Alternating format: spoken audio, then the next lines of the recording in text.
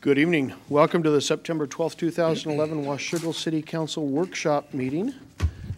Jennifer, could you call the roll, please? Mayor, Jennifer asked me to call the roll since I have a microphone. Okay. So I will call the roll. Councilmember Costin? Here.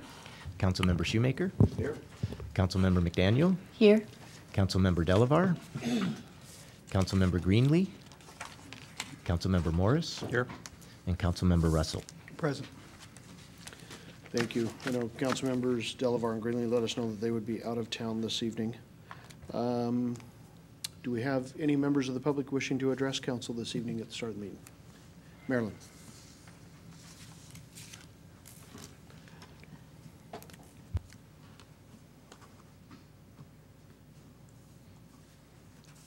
There's batteries in here in case I need them. I'm Marilyn Terrell and I live in Washougal at 950 G Street.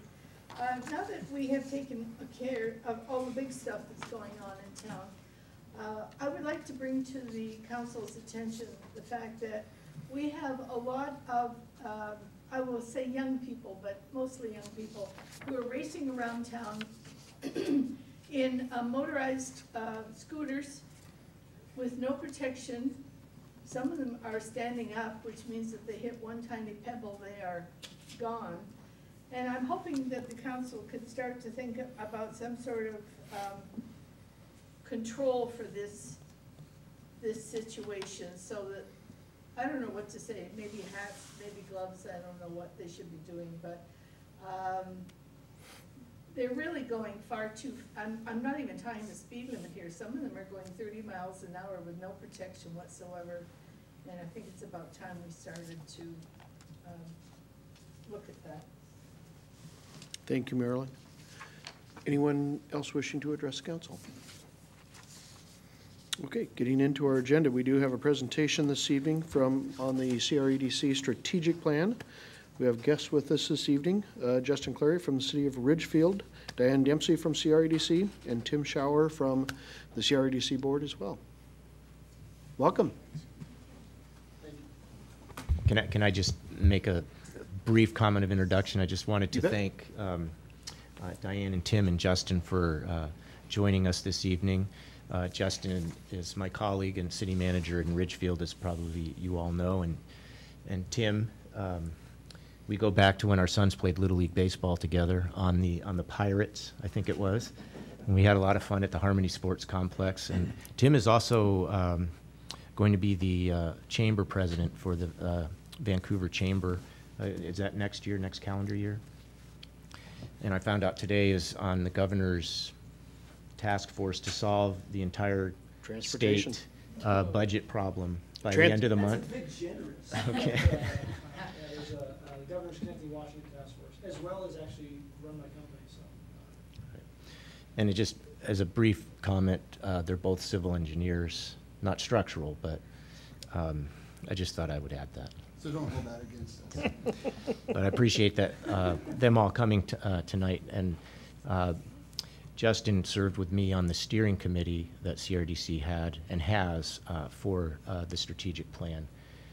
And I believe it is next week, and maybe they're going to talk about this. It's either later this week or next week, the CREDC board will be taking up the plan for adoption. And with that, I'll turn it over to our panel. Great, thank you. So I think many of you have probably seen this presentation once or twice in various other roles that you sit on. So there will be a pop quiz for those of you that have seen it before to make sure that you've been paying attention. Just kidding.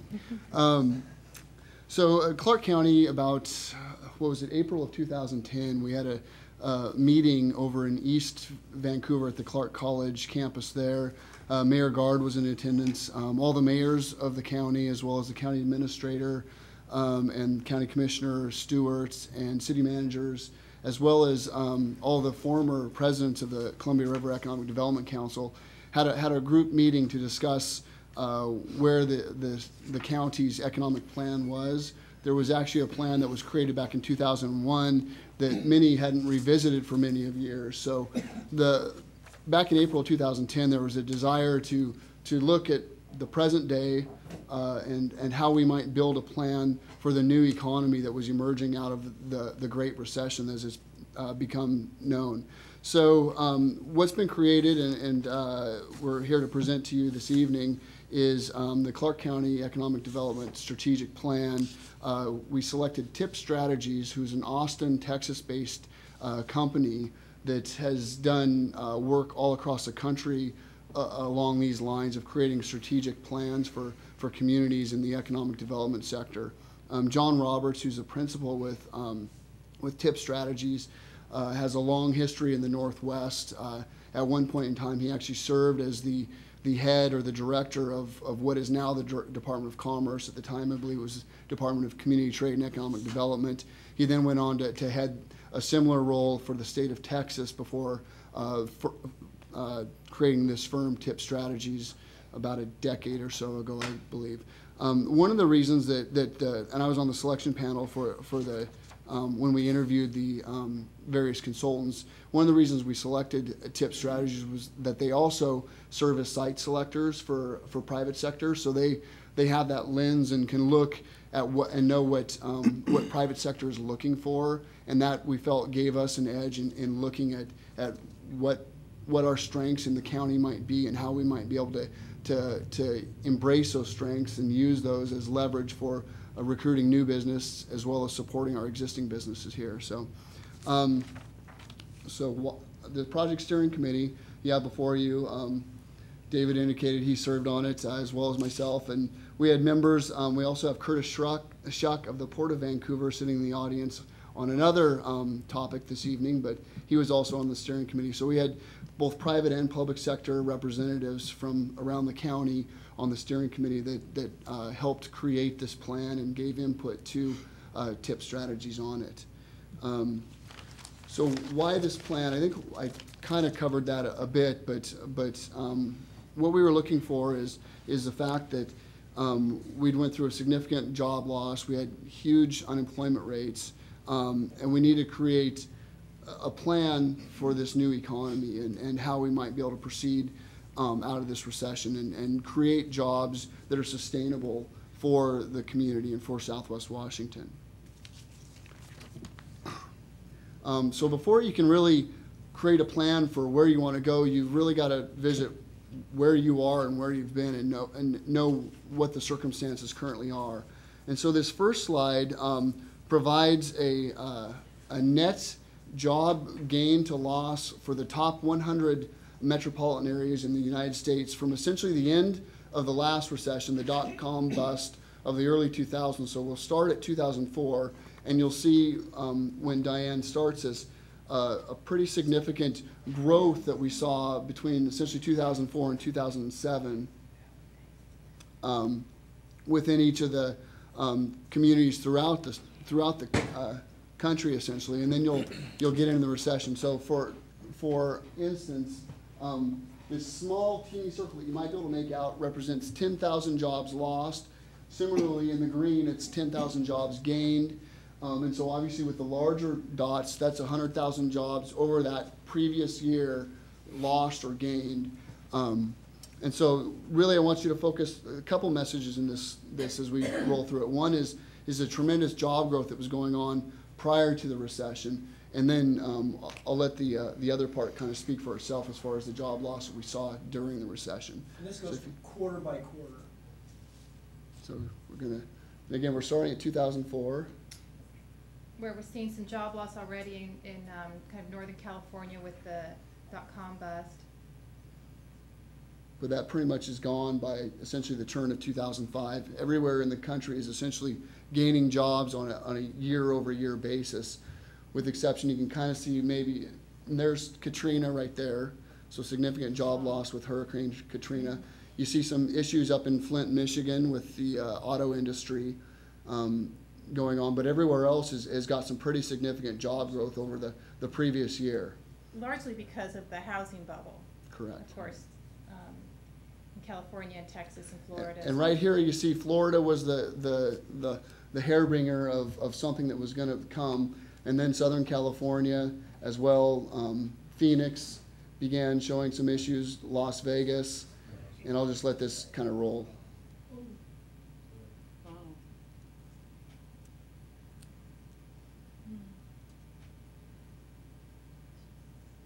So now we're entering into 2010, and you're seeing them start to shrink a bit. And so this is why the economists say, well, it doesn't feel like it to you and I. The recession ended in early 2010 because we stopped shedding those jobs over a year-to-year basis. And now you can see as we rolled through the first quarter of 2011, it's been fairly steady. We haven't obviously gained all those jobs back that we lost. But kind of one of the key messages, though, is that there was tremendous growth prior to the recession, and what we had to look at was that growth sustainable? As Diane indicated, a lot of that was construction industry and retail related growth that maybe wasn't sustainable. So that was a key message that we learned from this analysis. The next one provides a graphic on the last, oh, I'm sorry, yes, sir. A question, if I may, Mr. Mayor? Yes. The jobs that you're showing there, are they all private sector jobs? Gains and losses? I believe it was all jobs nationally. It was public and private. Okay, thank you. So this next slide shows the last 5 recessions that the countries went through, dating back to essentially the early 70s up through the current one.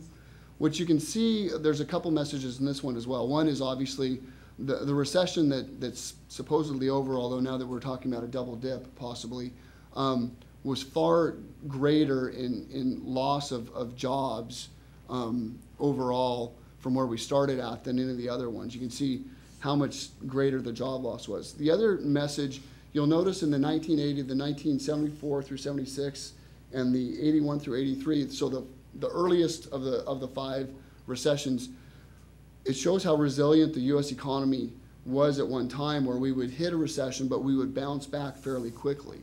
You can see a pretty good bounce back. The early 90s recession took quite a bit longer to recover, even though it was one of the lesser of the impacts from job perspective. 2001 through 2006 was again very a long-term recovery. And so what's concerning economists and you and I, frankly, is that we're not sure how long that will take to get back to normal for the current recession. If it follows the more recent bounce back, it's going to take quite a bit longer. And if any of you were at the CRDC quarterly luncheon last week, John Roberts from TIP Strategies said now they're projecting that it could take a generation to get back to where it was, which is, very, very scary. From a local perspective, this graph gives our employment or unemployment, if you want to, rates, giving Clark County in the blue. I think, yeah, it shows up pretty well here. The U.S. average, state average, as well as the Portland metro area average. So you can see we weren't quite as quick into it as the Portland, but we seem to now be below the Portland average as far as what our employment currently is. Another graph to look at is and this dates back to 1940, mind you, broke up all of the jobs in the country nationally into 5 sectors: manufacturing, professional and business services, education and health services, leisure and hospitality, and government. And then what this graph gives is the percentage of the overall share that each one of these sectors had on an annual basis dating back to 1940. And so you can see most of these have been taking over a greater share, with exception of manufacturing, which peaked out in about 1979 and then has been in a decline on the overall share. Now that's not to be confused with that we're not creating as many jobs. Manufacturing has grown, but as a share of the overall employment picture, it has dropped off. Does that make sense? Okay, great. Add something? One of the things I really felt that was interesting about this diagram is that even Bob Bernardi from Kokosai was talking about manufacturing. In this region in particular, manufacturing is still thriving, but their productivity is going up, which means they can produce more and more and become more successful with less and less jobs. So this concept of is manufacturing is sort of declining in the U.S. It's actually declining in maybe in the job growth, but it's not declining in overall business success. So manufacturing as a long-term focus is likely to become more and more proficient and needing less folks to produce the same kind of growth, which is sort of all the manufacturers in the room nodded their head. They really agreed that that's a sort of fundamental lesson that I took from sort of TIPS focus. Thank you, great point. This next one shows also over the last essentially 40 years period what share that each one of these non-farm employments has taken. And so what it shows is again, similarly, manufacturing its share overall has been reduced, while most of the others, with the exception of professional and business services and health services, have remained flat. Those two have actually gained, so they're essentially taking over or offsetting the job growth on the manufacturing side. Here's another local perspective on the unemployment rate through the various metropolitan areas in Washington State, as well as, I believe, is Portland in there? Yeah, Portland is in there. So you can see Southwest Washington is quite a bit above and beyond everybody else. The Tri-Cities has been fairly insulated with the billions of dollars that go into the Hanford site there for cleanup. Everybody else is kind of within that same bandwidth, with exception to Southwest Washington. And so that had us scratching our heads a bit as to, we certainly are part of the Portland-Vancouver metropolitan area, and what happens in Portland across the river does certainly impact us, and we knew that was part of it, but we wanted to dig a little bit further. And I think the next slide provides based on education. So this is the unemployment rate nationally based on educational attainment. The bottom bar represents individuals with a college degree. The blue bar is an overall, regardless of education. The kind of yellow bar is high school graduates with no college, and then the orange bar is those individuals with less than a college or a high school diploma and their unemployment rate. So you can see here since 1999, it's pretty obvious that those with college educations, they've bounced around right around the 2% to 3% unemployment. Yes, sir.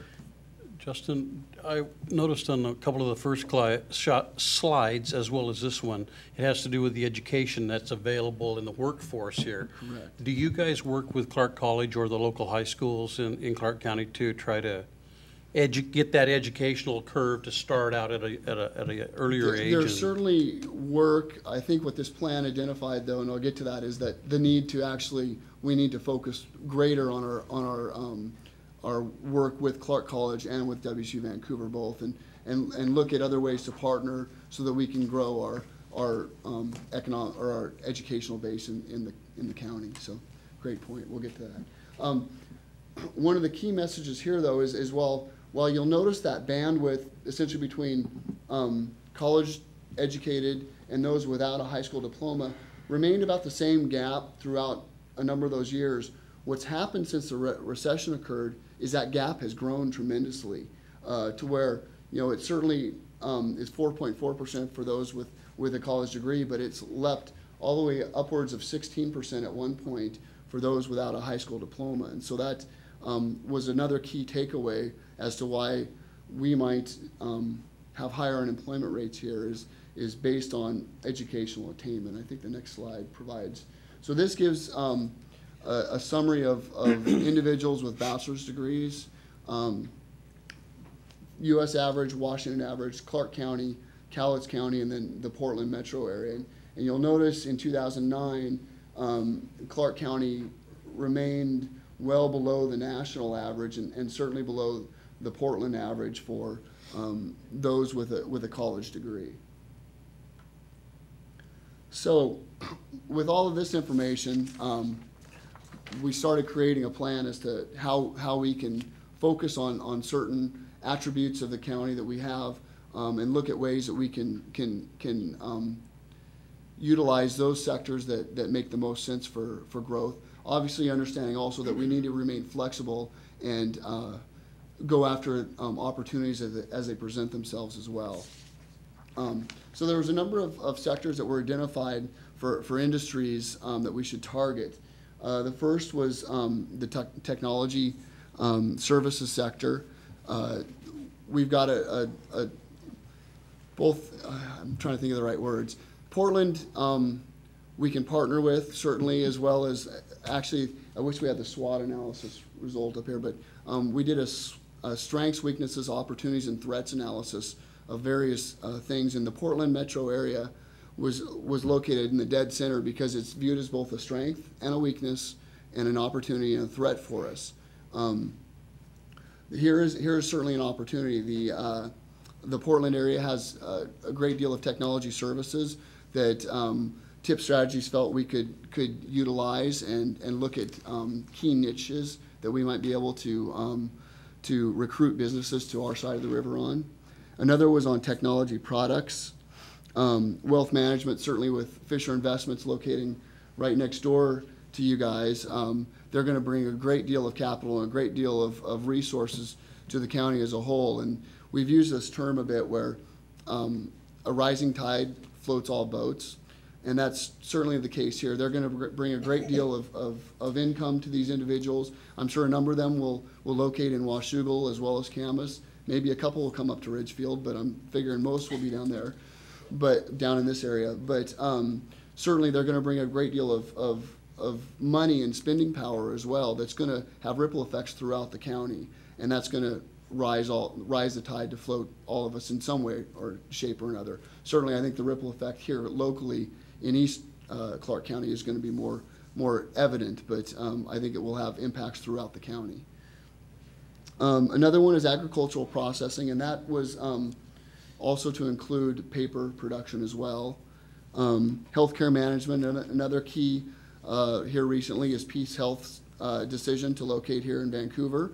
That's going to have ripple effects throughout the county, and the opportunities that creates of having their corporate headquarters here is tremendous, and TIP Strategies thinks that we need to look at ways that we can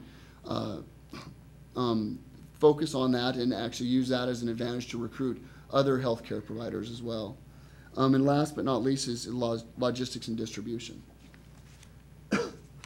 So within the plan, there was 5 goals created, and these aren't to be prioritized from best to worst or anything out of the 5. They're just listed in this fashion. The first was to establish Clark County as a regional center for growth and innovation in the information technology sector. This is again IT, looking at software in a way that we've already got a strong market share of the silicon wafer industry, looking at ways that we might be able to also recruit and grow the industry in IT technologies was viewed as certainly something that we could tap into the Portland market and bring across the river. Another, as the question was we need to look at ways that we can expand the economic development influence of both WCU Vancouver and Clark College. Look at creative ways that we might be able to partner with them to increase the educational levels and increase innovation and things like that might grow industries here locally. The third was to make Clark County a hub for international investment, which is certainly including Fisher Investments, among others. 4 was enhance the business vitality through targeted recruitment, expansion, and entrepreneurship. And last but not least is invest in infrastructure and amenities that will attract new businesses and talents. Yes, sir. Could you give some context to this? Who are you addressing this to? Are you addressing it to local governments? Are you addressing it to yourselves, to other businesses? Because it seems to be a mixed match of things here. So and that's one of the keys to this is going to be the implementation plan that comes next. And it truly is, there's going to be a partnership among all of us, public sectors, education, as well as private sector, that we need to partner to work together to create an environment that will recruit and bring new business, as well as allow for innovation and expansion of existing businesses. And just to follow up with that, did you look at, and forgive me if you're going to hit this later, No problem. Did you look at suggestions for local municipalities on the county and local level of what they can do in regards to attracting business by creating the atmosphere in regards to if that's lowering impact fees or even eliminating them, to you know, cutting property taxes, to Yeah. you know, these kind of things, because the state has given us absolutely nothing to deal with as far as attracting businesses. So it's You really bet. up to us to really sacrifice to. Yeah, and make you that know, happen. an ongoing discussion point was the difficulty in, you know, if we're competing with Portland across the river, the state statute or the state constitution actually, and the gifting of public funds prohibitions ties our hands a bit, and we can't do incentives that across the river can. And so when we're competing directly with, say, Portland, the state of Oregon can come forward with all this money they can throw at that individual business, and our hands are tied constitutionally. So within the plan, it certainly, we don't get into the details of streamlining permitting and removing impact fees, but there is certainly, within the implementation, there's going to be an onus upon municipalities to look at ways that we can make it a more business-friendly environment through those type of activities. Okay, thank you. You bet. I'm sorry, what? Sure. So information technology, kind of one of the key bullets there is the capacity to attract, absorb, and anchor IT software companies in Clark County. Higher education, there's been discussion on a research park out at WC Vancouver for a number of years, and it's kind of stalled. We need to look at ways to create innovation zones. Actually, recently, the CRDC is working with I think it's all the ports, isn't it, Curtis, on expanding that innovation zone so it's a little bit larger, covers the Discovery Corridor, if you guys have heard of that, that follows. The Discovery Corridor is essentially the corridor along I-5 from Salmon Creek up to the Clark County line, as well as strengthen our relationships, again, a reoccurring theme with WC Vancouver, as well as Clark College and our business community. International investment, again, building on existing connections and promoting business development in that regard. Business development, promote efforts on a cohesive, unified business plan. Again, this is where we all need to work together and realize, and I think the city of Washougal and the city of Camas and the Port of Camas Washougal have done a great example of this in your partnership in creating your economic development entity to look at ways that you can add focus and partner with CRDC on recruiting business to East Clark County. So I think that's a great example of that. One that I'll actually share real quick is down at the bottom, encourage innovation among existing businesses.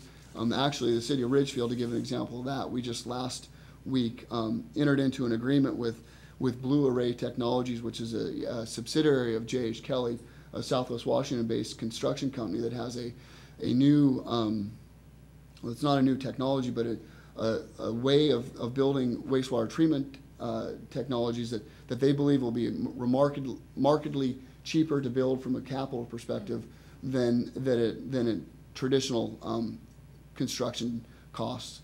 And so we have entered into agreement where they're pilot testing their systems on our wastewater treatment plant. They actually just started this morning at 7 a.m. on laying the pipe, and they're going to be pulling some of our wastewater stream out, running it through their systems, working in concert with the Department of Ecology.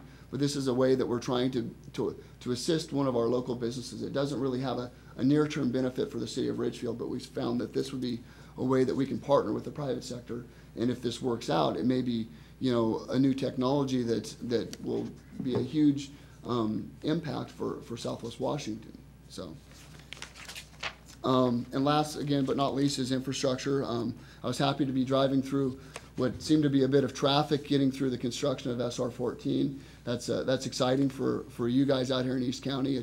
I know it's been a long time in coming, and I know you want to keep moving eastward along that corridor as well. But certainly partnering, I know the city of Washougal and the city of Camas have been partnering for a long time on trying to get that project funded. And it's exciting to see that moving forward, as well as a number of other infrastructure projects throughout Clark County.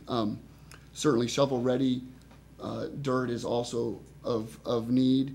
CRDC is in the near term finishing up a buildable lands study that they've been looking countywide for. We know where we have for shovel-ready industrial land now, but what's going to happen when that's gone? We need to be looking at that next step, and so that's what CRDC's been working on with a number of the private sector engineering firms and land use firms, as well as land use attorneys, is looking at how can we target the next growth in the county that will keep shovel-ready dirt in the hopper for us.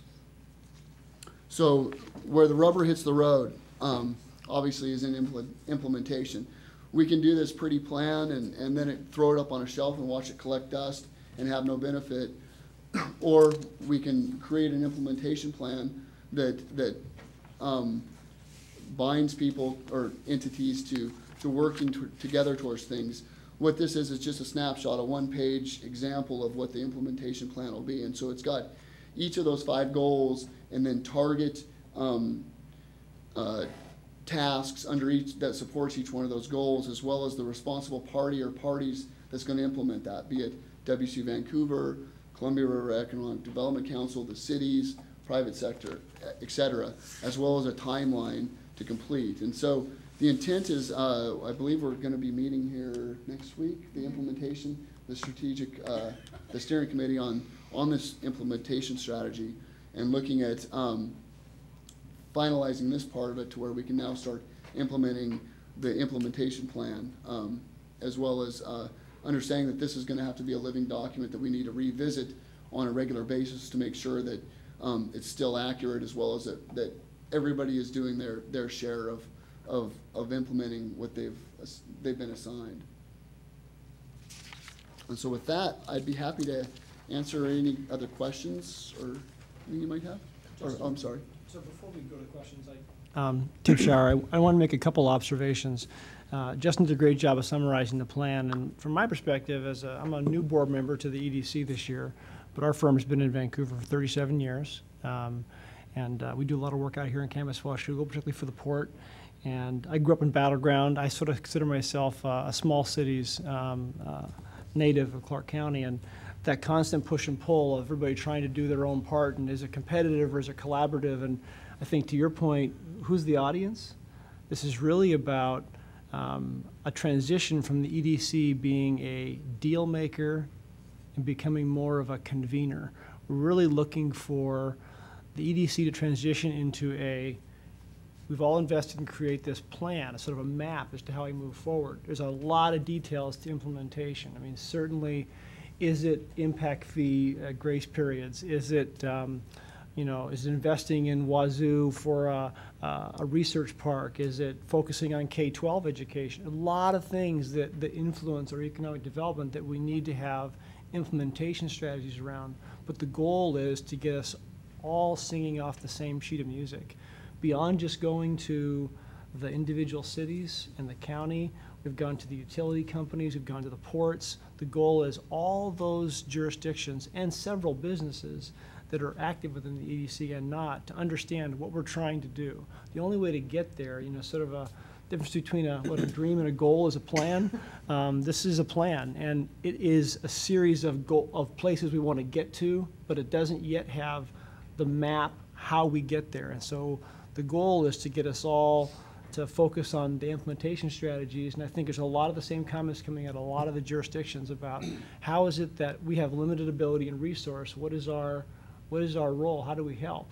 And I think I heard someone say one of the earlier presentations that I've been at, it's about everybody knowing what they have the capacity to do to support the plan, not everybody trying to do everything all the time. Then we bump into each other.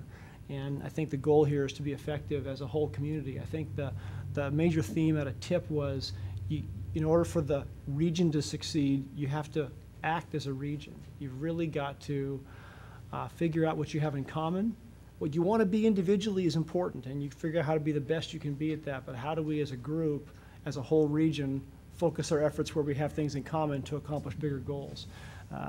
I think as a board member, we debated getting this plan from the consultant and then adopting it and then spreading it around.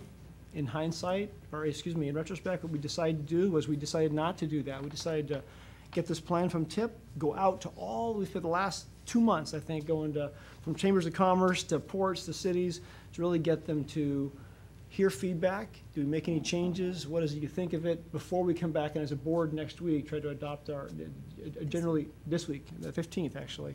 It's a short week. Guess not. We're going to adopt our plan and then move to implementation and work with all the jurisdictions to figure out how we can get there.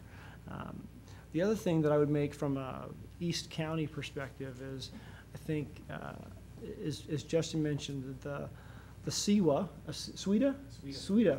I go to a lot of port meetings here at Camas Washougal, and I think there's been some conversation about whether this is competitive with the EDC or not. And I've been in the room with both the SWEDA folks and the EDC, and I think there's a sincere collaboration focus. It's been articulated in some ways as a competitive or separatist organization, and I think it's I think it's fantastic that it allows this area to hone its identity, its priorities, and then how that can fold into what's in common with the overall region strategy.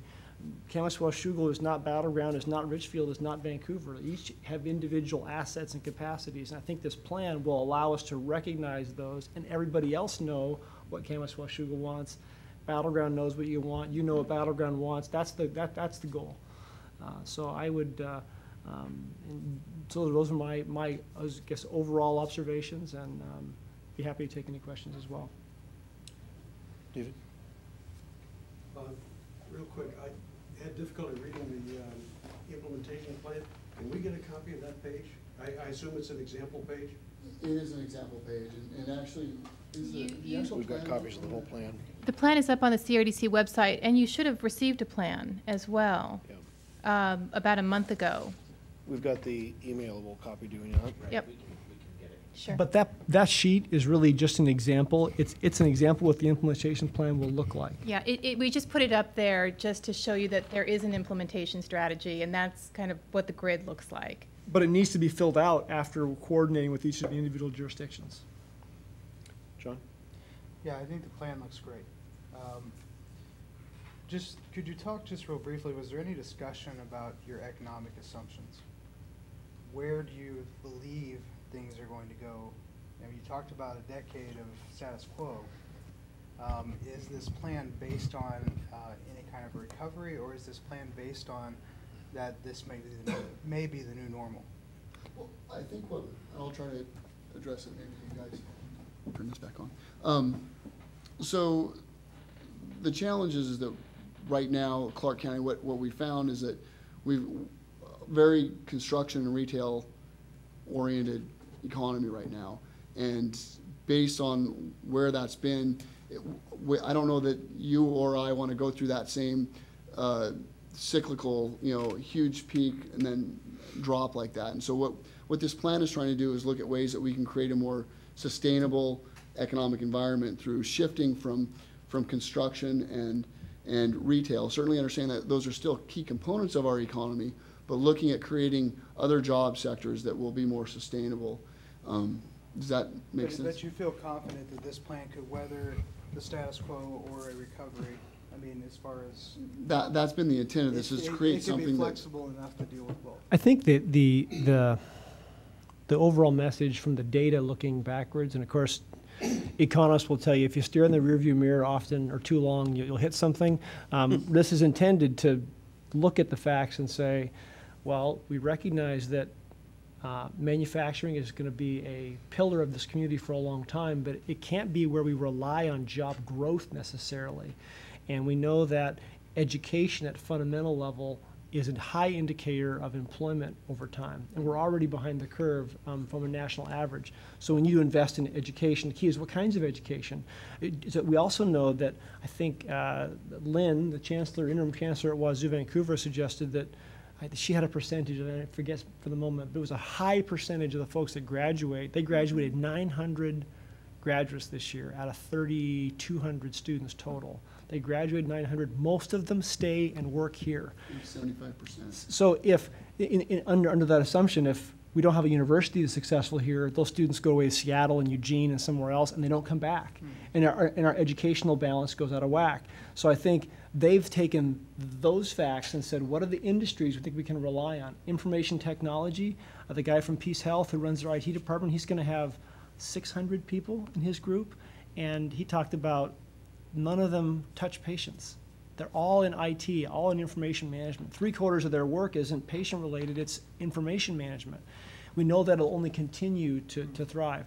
I think lessons with BHP Billiton out at the Port of Vancouver and Peace Health and Fisher Investments, those companies who've chosen to be here, there's some fundamental reasons why they've chosen to be here. Quality of life is very high on that, quality education, but there are some other fundamentals that we have. We have an opportunity for great infrastructure if we invest in the right places, the right times, but we also have a very supportive environment for entrepreneur, startup, technology startup businesses, a lot of small business environment here. This community prides itself on small business. We don't have a lot of giant big business here. We have a lot of healthy small business and medium-sized businesses.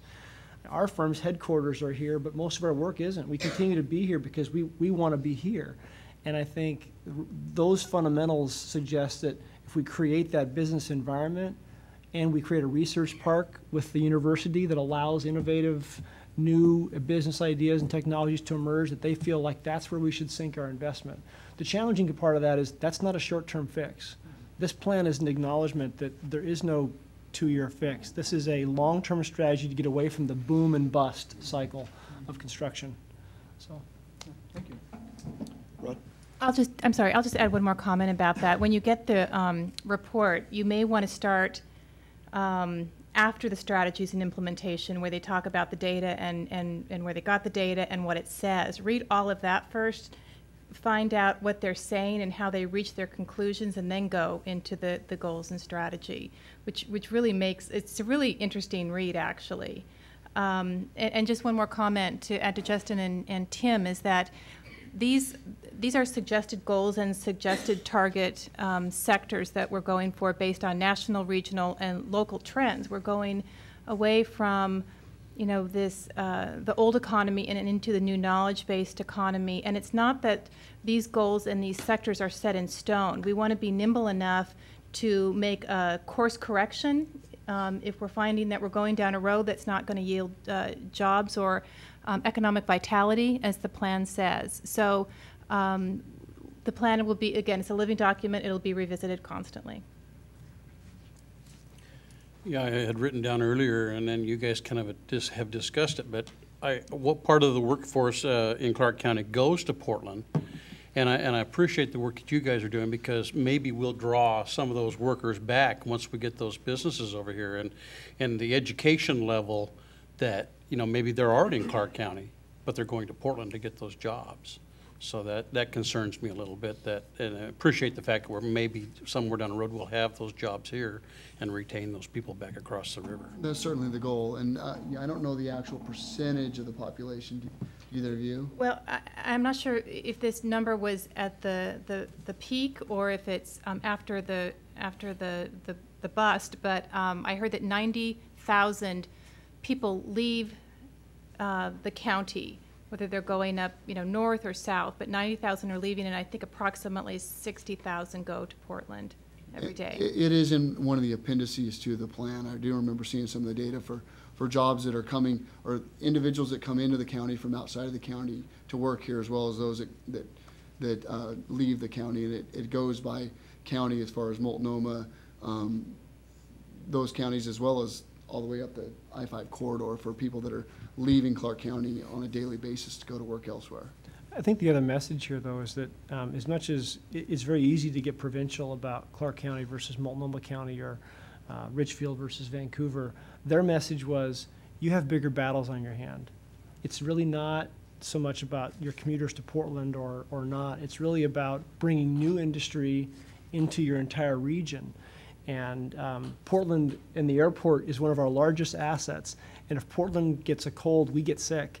It's really, we're reliant and be competitive. And so the other strategy is this plan goes to the economic development folks on the other side of the river. We share what our strengths and weaknesses are, so we aren't necessarily targeting the same things. We can become, just like we would like Kaminista-Washougal to be an integrated part of the overall county plan, we want to be part of the overall regional plan, so they know what we're good at. And really, I've been involved in lots of recruitment for businesses to Clark County in my work, and we're never better off. We're never better when a business moves from Vancouver to Portland or Portland to Vancouver, because we're just trading jobs and we're spending money that isn't producing income, we're better off to bring folks from outside the region into our community. When Portland makes a big acquisition for a new employer, then how do we figure out who else is coming that's going to surround them, and we become the beneficiaries and coordinated with them, frankly. Other questions, comments? Just a Molly? question. Something that we've struggled with in East County is we have a couple of, we have a number of existing businesses, and so how does CREDC in this plan actually talk about growing existing businesses? Let's say Pendleton Woolen Mills, which has a big presence right here in Washougal, but if we were all able, whether it's collectively or in conjunction with SWEDA and CREDC, able to make it so that Pendleton Woolen Mill could increase their jobs by, say, 10% or 15%, that would be a huge boon because it's an existing business already in place. And there's lots of much smaller businesses around Clark County. So I think it's really important that we not only look at new industry and new business in new sectors, but take a look at existing business and try to grow those, because the loss of those particular jobs would be devastating to us here. I agree. Certainly, everybody always likes to focus on recruitment, but retention is also key to our economy and key to our job base. And so I think that point is well taken. There is within the business development strategy the desire to enhance entrepreneurship of our existing businesses, feature, as Tim indicated, if we're able to pull some larger industry, is there cluster industries that support that we might be able to recruit, but also are there ways that we can assist our existing business base in expansion? And we haven't mentioned them yet, but aside from Clark Regional Economic Development Council, which their staff does a lot as far as working with the State Department of Commerce, looking at grants that can assist our existing businesses in lean manufacturing or other sorts of ways of improving their efficiencies. There's also the Southwest Workforce Development Council that also works on creating a job base to support our existing businesses as well. I would say I'm embarrassed that you had to bring it up. The recruitment is really a secondary. I think it's foundational is business retention and expansion. I mean, in my business, we say I'd rather have 10 clients with 10 jobs each than 100 clients with 1 job each. It's much better to have growing your existing client and your existing business base. As the incoming president of the Chamber of Commerce, I can tell you the number one thing we hear from the 1,100 businesses we have is regulatory reform. Yeah. Back to your point earlier about what are the things, the EDC, I think, can be a convener, but I don't think the Economic Development Council can change regulation. But I think highlighting it for all of our constituent member cities and counties, what are the regulatory reforms that you can provide that we know inhibit business growth or that inhibit new businesses from coming here? Sometimes some of those initiatives support both. And I think it's everything from parking standards to land use regulations to advocating for the traffic standards that we all live by. I think there's a whole lot of stuff under regulatory reform where the cities in particular can play a very, very pivotal role. It would be great, for example, I worked on a board at the county where they talked about having a universal road standard for the county, so businesses didn't have to worry about how do I do it in Washougal versus Clark County versus Richfield. This idea that the rules are all different in every city, in every county, even the development application system where you have site plans are similar city by city, some similarity so that business doesn't have to relearn everything they do to go to a different jurisdiction. I think it's a huge topic for us. Thank you. And I guess just finally, there is a large call out in this plan for entrepreneurship, which is a little bit new for Clark County. We've been focusing a lot on retention and expansion and recruitment, but entrepreneurship is a really exciting new call out in this plan where we want to grow from within. Bringing young entrepreneurs and businesses from outside the region is great, but who's here that has a great idea And all they really need is an office space and some fiber to get going. I mean, they don't need to live in Portland or Vancouver. They can live in Washougal. They just need to be wired up. So we want to start looking at how to grow these young entrepreneurs into a next Enlight. And provide the environment where they want to thrive. You know, we have one in Washougal, and Mr. Hargrave's son is doing exactly that. They've got him into a new building. He's trying to, a lot of his work comes across the internet, but he's a new business, a new startup, and trying to make it go, so. And out of an idea, just let's try it, right? Well, thank you to all three of you for making the presentation this evening. I know, as I read through the initial plan, there was certainly some skepticism in my mind if somehow through the presentation you could actually get it rounded down to something that we can get our hands around and that type of stuff, but I believe that you've done it successfully. Thank you very much. And Tim, certainly, I hope CREDC does look at the combined efforts of CREDC and the Camas-Washougal Economic Development Group as really hand in hand with each other and trying to get things moving. And certainly, as you come across things that certainly this community, can't speak for Camas, but for this community, if there are things within our codes, within our regulations that we can do, we're certainly always looking at those on a regular basis. But more eyes the better on it when it comes down to trying to make things easier, yet still make sure that we've got protections in place for the community when we're citing businesses or trying to deal with those types of policies. Sometimes we'd like to. Well, thank you again for the presentation.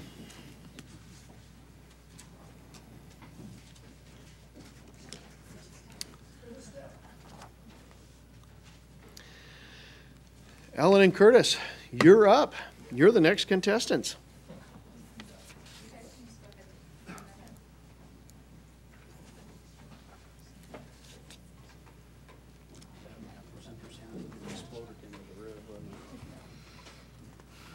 Yeah, they didn't give us the interactive version of that.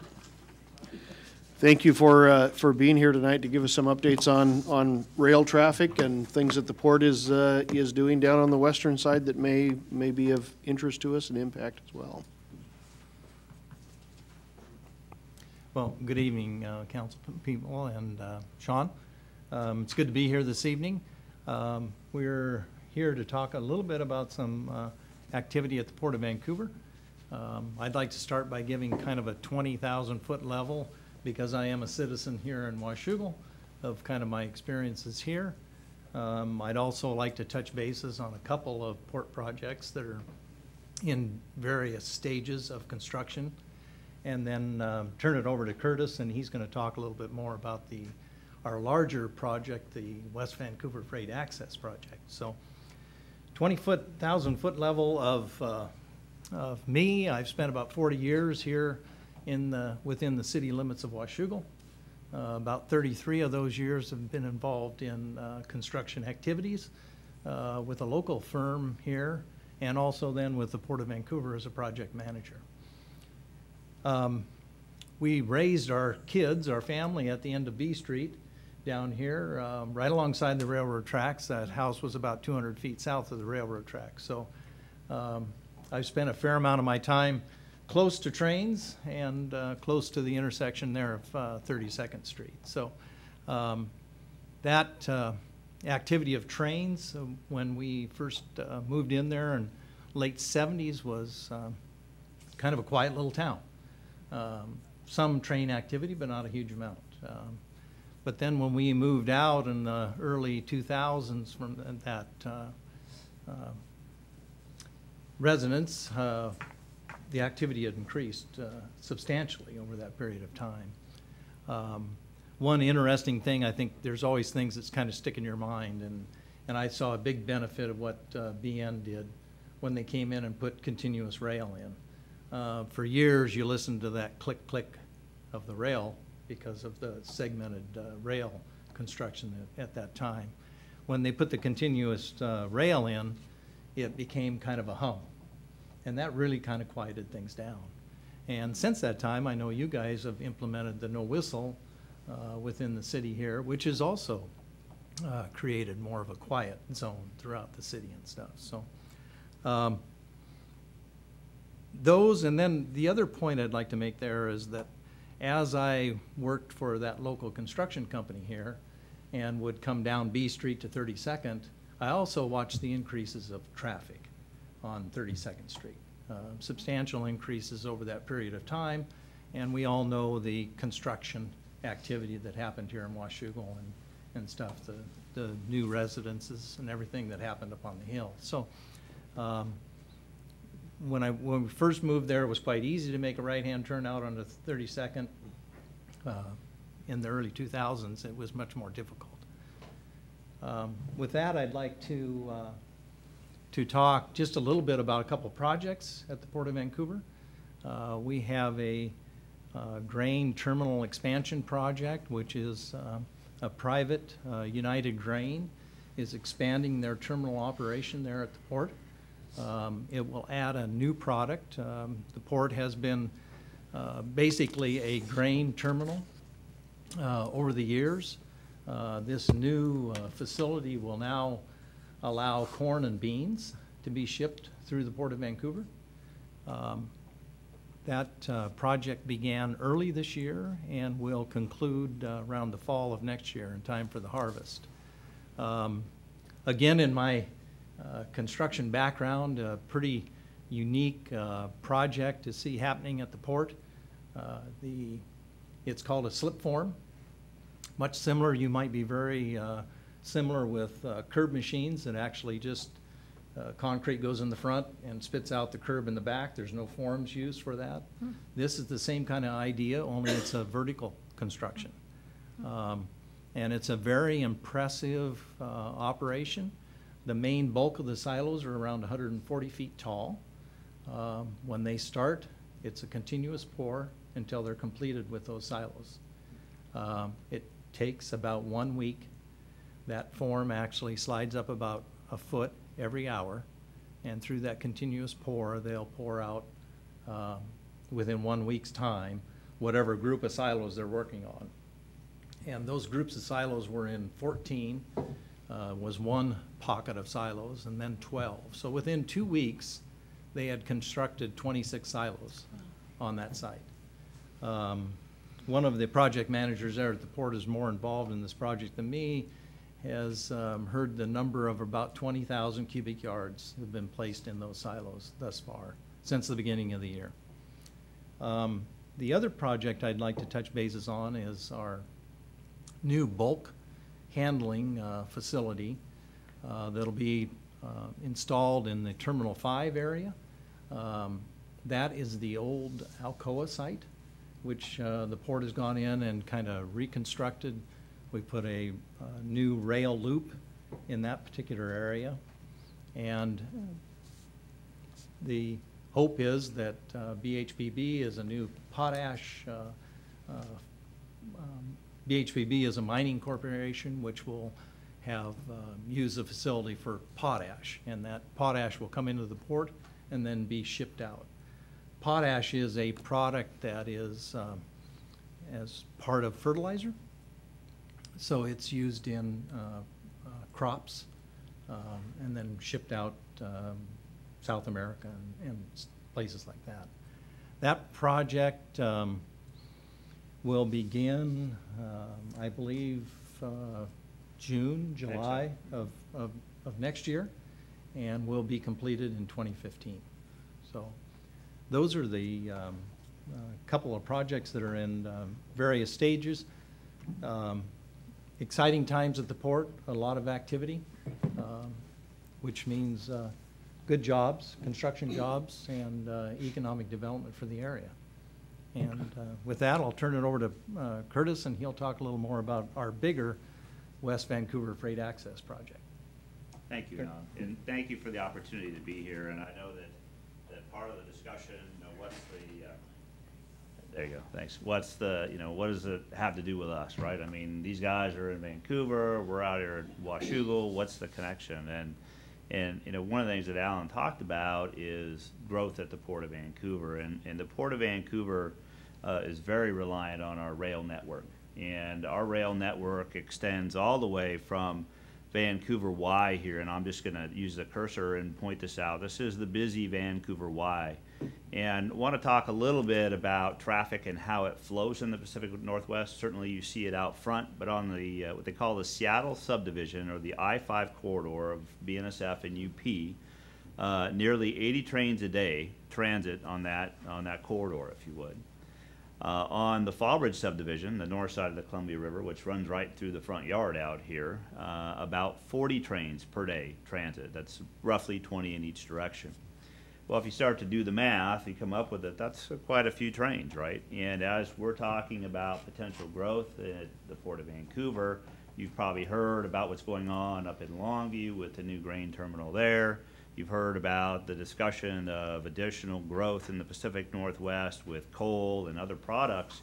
Well, one of the things that's happening right now is that the railroads, because of the affluency and the growth in the Asian market, primarily China, the railroads have really taken a focus on how can they move cargo more effectively and efficiently through the Pacific Northwest ports.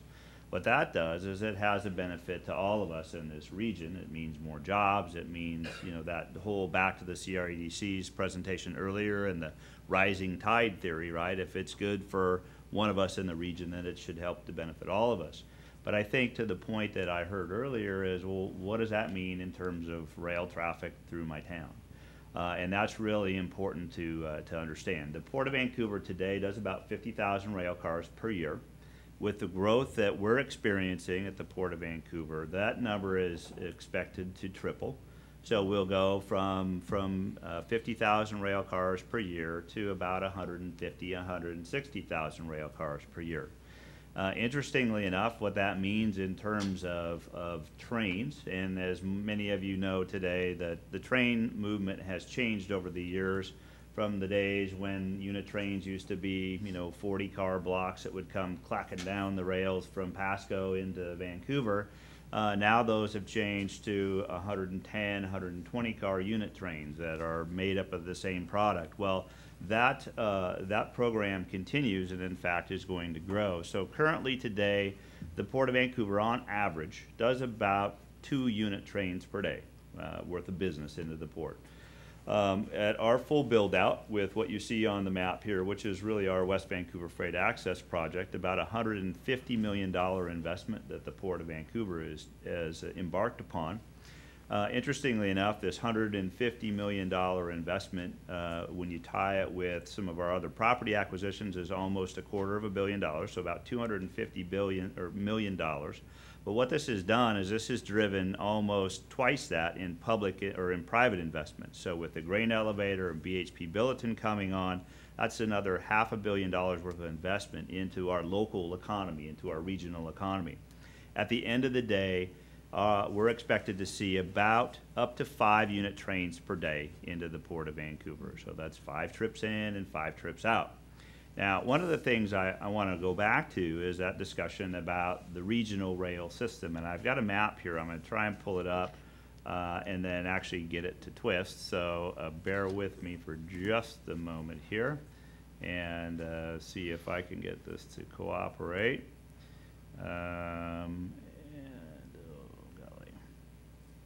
David, any thoughts on how to get this to rotate the view? Oh, here it is, right here. Perfect. All right, see, a little technology goes a long way. What this is this is a view of the Washington State rail map. And what I said earlier about the system and a network, you'll hear the railroads refer to that as exactly that, as a rail network in the state of Washington. Everything is connected. And everything moves and has to be considered as a unit. When we're looking at rail networks and doing our planning and strategic work with the railroads, we consider the rail network as like a pipeline. So a pipeline is a certain diameter, and unless you increase the width of the pipe or increase the speed of the product moving through the pipe, you've got just a pipeline, and it moves as it does.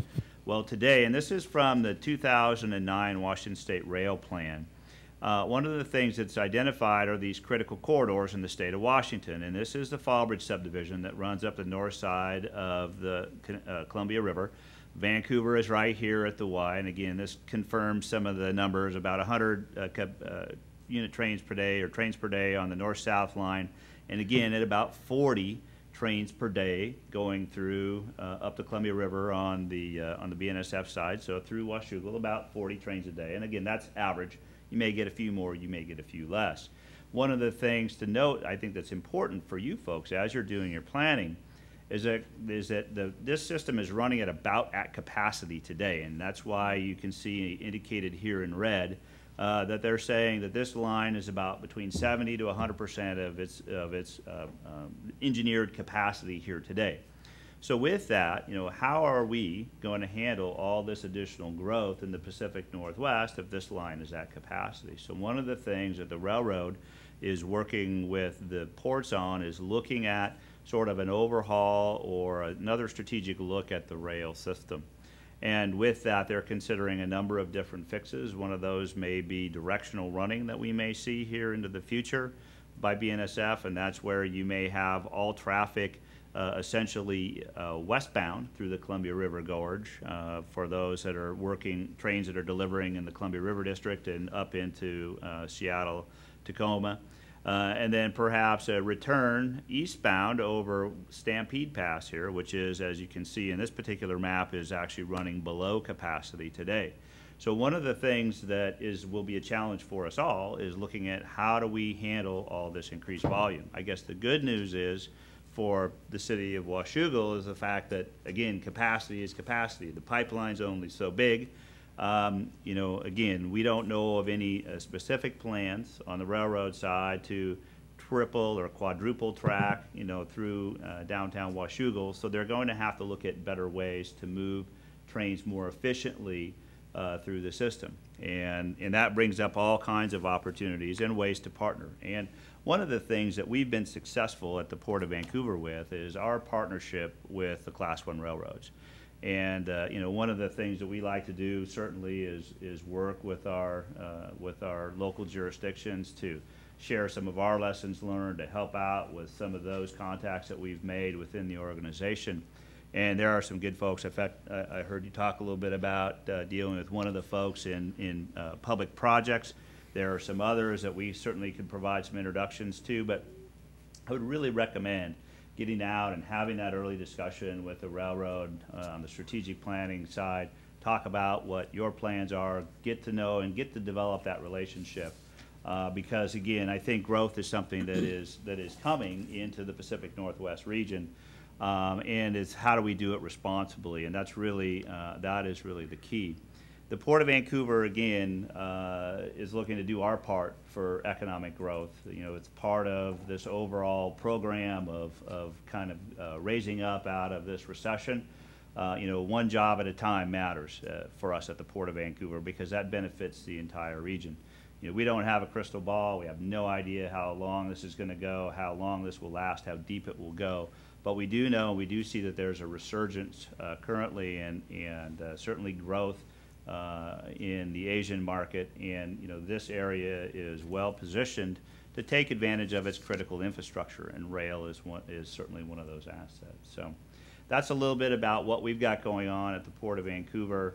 If you haven't had an opportunity to come out and visit us, please get a hold of Alan, and we'd love to give you folks a tour at what we're doing at the Port of Vancouver, just so you can understand, sort of where our project's going. And to the extent we can work with David and his staff to help out in some of those introductions and building relationships with BNSF Railway, we're more than happy to do that. So, Curtis, can you, a couple questions. I know you mentioned in the grand plans you'll be moving from 50,000 rail cars per day, tripling that. Per year. Per year. Yeah, per year. Yep, yeah, sorry. I wish it was a day, but. Yeah, no, we don't. To 150 to 160,000 per year.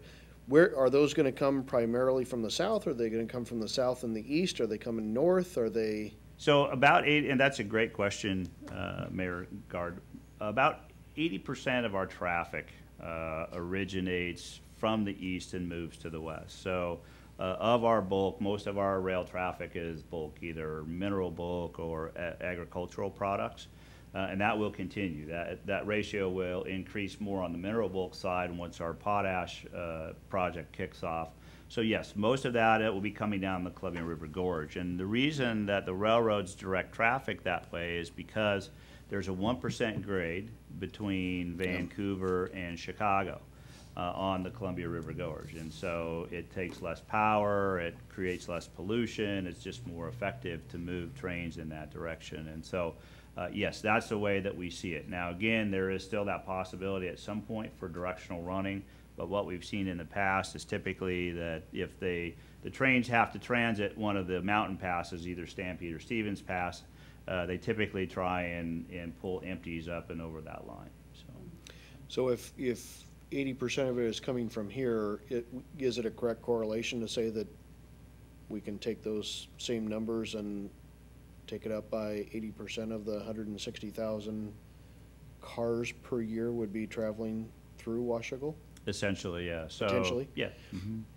Now, but and again, yet you're between 70 and 100% capacity on the rail, though. Right, exactly, and so that's kind of the deal. So what it does is it becomes an issue for the railroad to balance that traffic of where is, in other words, is there traffic that's coming on this particular corridor that really should be or could be going one of the other corridors into Seattle, Tacoma. We do see some of that traffic going by now, some of the double stack traffic that comes by is destined or either originates or is destined for one of the Puget Sound ports. So that'll be something certainly to work on because, again, back to that pipeline analogy, you can only fit so much through a pipe unless you either boost the pressure or make the pipe larger. And so that, I guess, from that perspective should be an encouragement, certainly in Washougal, to understand that they're not going to be able to fit a lot more through here unless they do more expansion throughout the gorge. And, again, we can't speak for the railroad, but certainly I think the railroads are poised to partner when it comes at removing at-grade crossings, when it comes to partnering on these public projects. And so it sounds like you guys are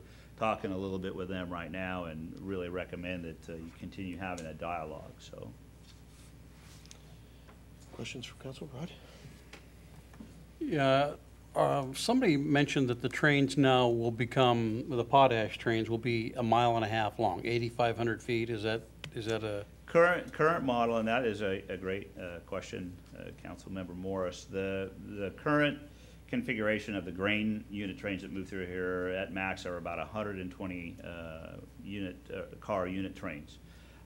Coming out of the Canadian market, these trains, just by the way, the mine that Alan mentioned for potash for BHP Billiton is up in Saskatoon, Saskatchewan.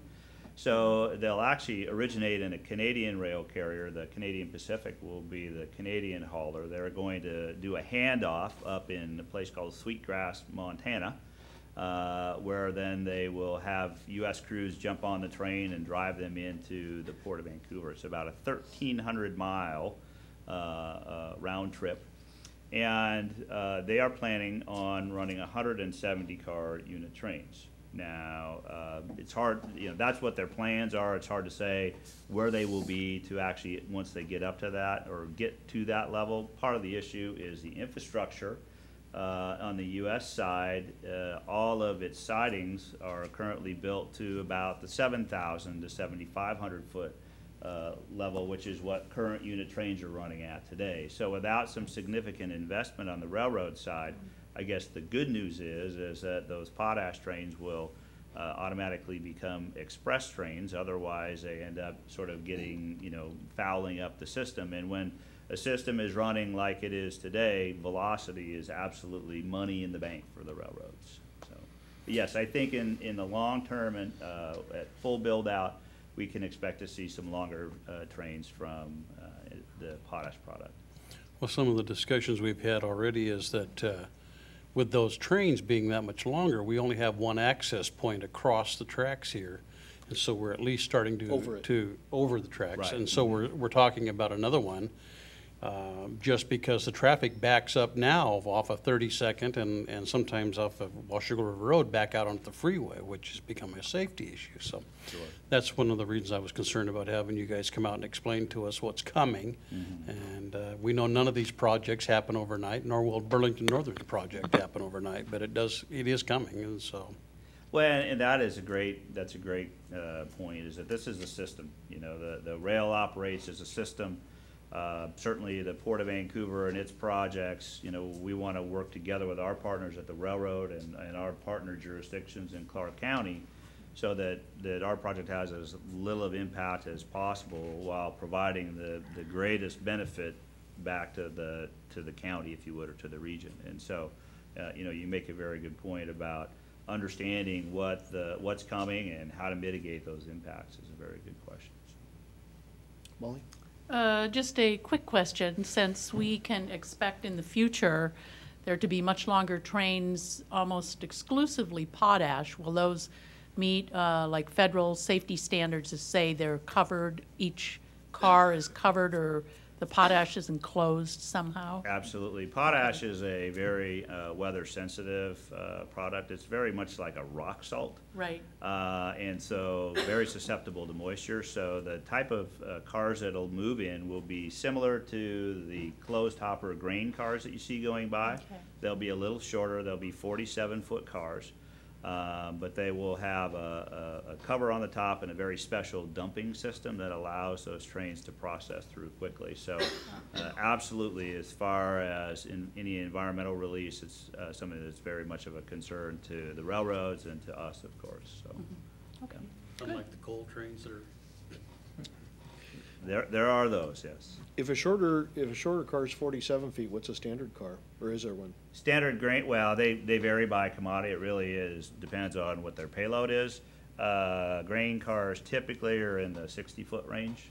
The three hopper cars that we see going by out here today, yeah. Other questions from council? I think one last point I'd like to make too is that capacity change, that 50,000 to roughly 150 to 160, is over a period of 9 years. Right. So at 2020 is about when we're going to reach that level. Well, thank you very much for the update. We appreciate you taking some time. Courtesy of driving out this way. Alan's on his way home. Well, it's probably later than that for you. Yeah. Well, thank you for the opportunity again. If you'd love to come to Vancouver, we would love to host you folks and show you what we're doing there. And we will provide, you know, periodic updates to David and that would be great. And through Alan. So. Yeah, certainly as you have traffic counts or those type of things, I know Jim gets a report that is passed on to some of us already. So if there are other things that come along that you see getting clearer in the picture for the future, those would be most appreciated. Yeah, happy to do it. All right, thank you, folks. You Thank bet. you.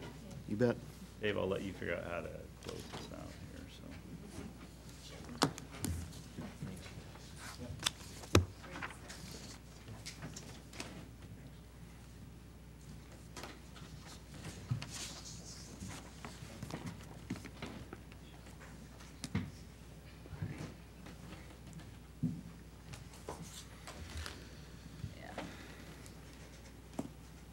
Shouldn't have retrieved my thumb drive here. Wants to save the data. Yeah, you guys can save it. Yeah.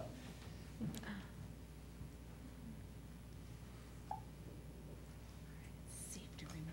There you go. Perfect, thanks. All right, thank you, bet. folks. Thank you again. Thanks, Alan. Okay, let's see if we can move through some agenda bill items quickly. Jim, you've got 3 of them on our list for tonight. Award of bid for the WWTP storage building. Yes, thank you, Your Honor. Yes, this is to award bid to Robertson Olson Construction. There were 6 bids received, and they are the lowest qualified bidder. This will be part of our revenue bond package. This will be a project from that revenue bond that we passed earlier in the year. And this will be a 48 by 60 storage building. This will give us storage for some of our vehicles, as well as restroom facilities and a shower facility and some laundering facilities for staff at the wastewater treatment plant. Are there any questions on the bid award before you tonight? Okay, quick claim deed from Rolling Meadows. Okay. Yes, we are presenting a quit claim deed submitted by Rolling Meadows Homeowners Association, and we're really excited about this tract. This will help us with some of our trail connectivity. And if council would allow me, I'd like to pass out a map real quickly. Thank you, David. This will just kind of give you a general idea of the trail connectivity that we're planning for the future up there. Rolling Meadows is the dark blue area in the middle. So there is no cost associated with attainment of these parcels. And we are recommending that we authorize the administrator to sign a real estate excise tax affidavit. And I know this has come up a few times in some other meetings that we may have had, but are there any questions on the quit claim deed? No cost to the city here, so we're excited about this. Dave? What is the effect of this agreement? You said there's no cost, but what is the effect of the agreement? What does it do? We acquire the land from Rolling Meadows Homeowners Association, and then we will be able to build, this land will help us with our trail connectivity piece that's in our capital facility plan for trails for the Parks Department. I guess. Thank you. How much maintenance, what will it cost us in a year's time after we've acquired this property? We looked into that thoroughly. We do have a stormwater retention facility on site. It'll be about $2,000 a year, our best estimate. The facility's in really good shape right now. It's fenced and we have access as well, so minimum cost and a lot of gain, I guess you could say. Okay. Other questions? I'm sorry, I too. Real quick, Jim, did you say we're already maintaining it? No. No. No. This is something that Rolling Meadows is taking care of? Okay. Thank Yeah, you. Correct. We maintain some others that are up in that area. Right, but yeah, I've not- seen some Not others. these particular ones. Okay, thank you. Good. Molly? Actually, I do have a question about liability. So I know I've been approached by another homeowners association about a stormwater facility. So if a homeowners association does not maintain a stormwater facility in accordance with state law or whatever, who's liable for that? I mean, they can't really go after the homeowners association. No, I'm sorry. Go ahead. Yes, we are actually, with our NPDES permit, we're responsible for the water quality that comes Okay. out of that facility. That's what it boils down to. So whether it's fair or not fair, I mean, you have to actually look at how it's going to be, how it's best going to serve the city and as a whole. At the same time, trying to minimize the number that we take under our direct maintenance and that absolutely. type of thing. And we had a long discussion. This one, quite frankly, probably lingered for 3 or 4 months longer than it needed to as we went through those and trying to balance, taking over all of them in the city versus accepting them on a select basis based on being able to actually use the properties for some other uses as well, such as the trails, open space, and that Right. type of thing. And if there's probably one example, after going through all of Suzanne's stuff, if there's one example of one that absolutely is at the heart of it and would make all kinds of sense, this is it, so. John, you have a question? No question. Mayor, if I could just add one comment to Councilwoman Costen's question. If a homeowners association responsible for maintaining a facility allowed a facility to fall into disrepair, and upon our periodic inspections, we noticed that we're in the position of communicating with the responsible party with sort of a regulatory hat on to seek to get them to bring it back into repair. But ultimately, we are responsible. But it does put us in what could be not the best situation with some neighbors. Oh, sorry, Dave.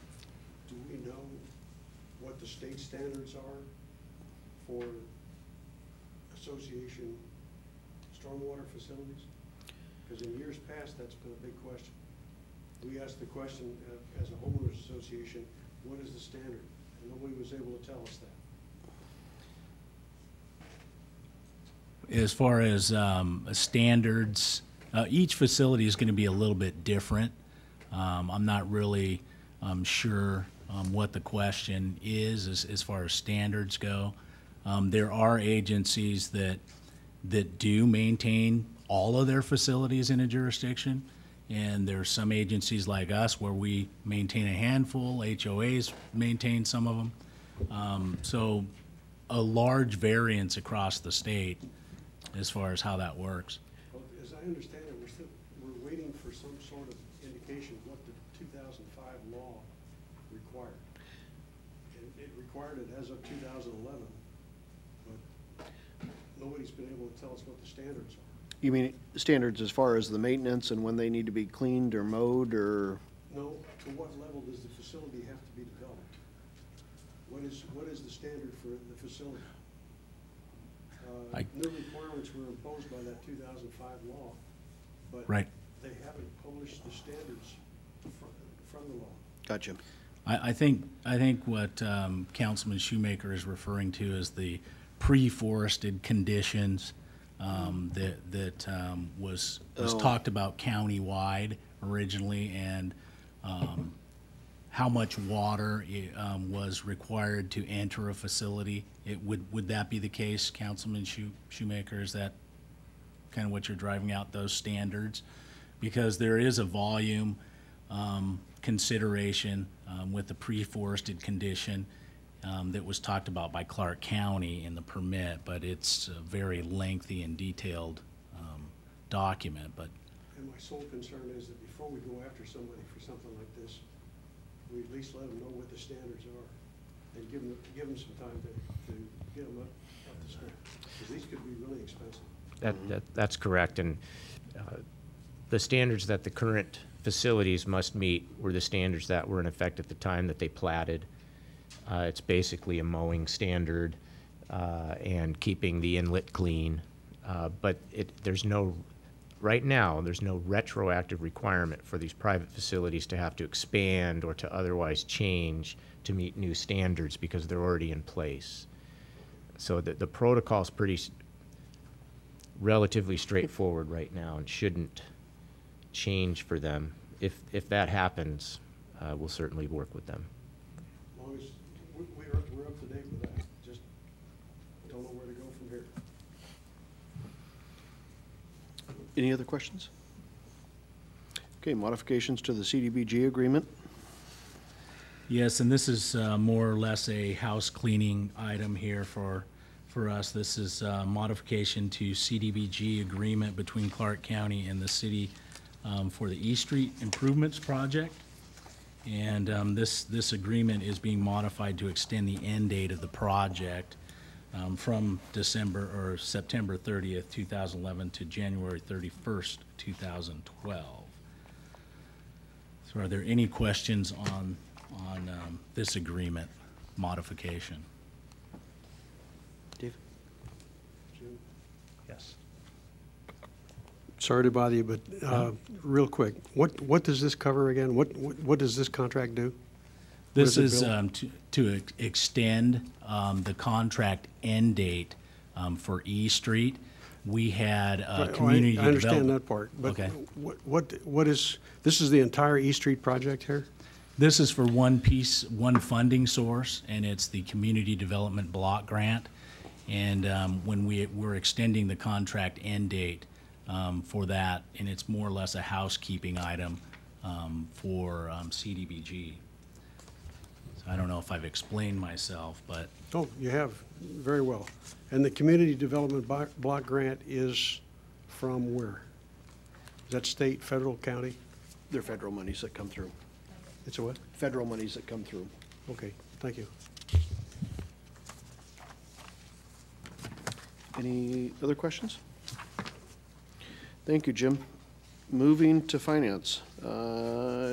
Jennifer, do you want to start just with this one, or do you want to go into a general discussion on some of the work within your department? We're going to start with presentation. Okay.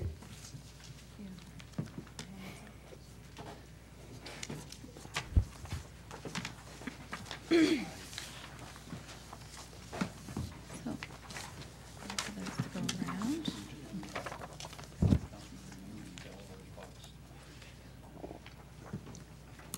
Thank you. Yes, it's the same. Okay. So, Mayor and Council, I wanted to give you an update on the Finance Department with Assistant Finance Director R.J. Stevenson's departure, I guess former Assistant Finance Director. He started at Liberty Lake today, so I've already emailed him several times, and he is responding still, so that's very nice of him. But we wanted to give you an update on where we're at and some decisions that we've made in moving forward with the Finance Department. So part of the discussion is the indirect cost plan review, and I'll get into more detail on why that's relevant in a moment, and then just the overall staffing review.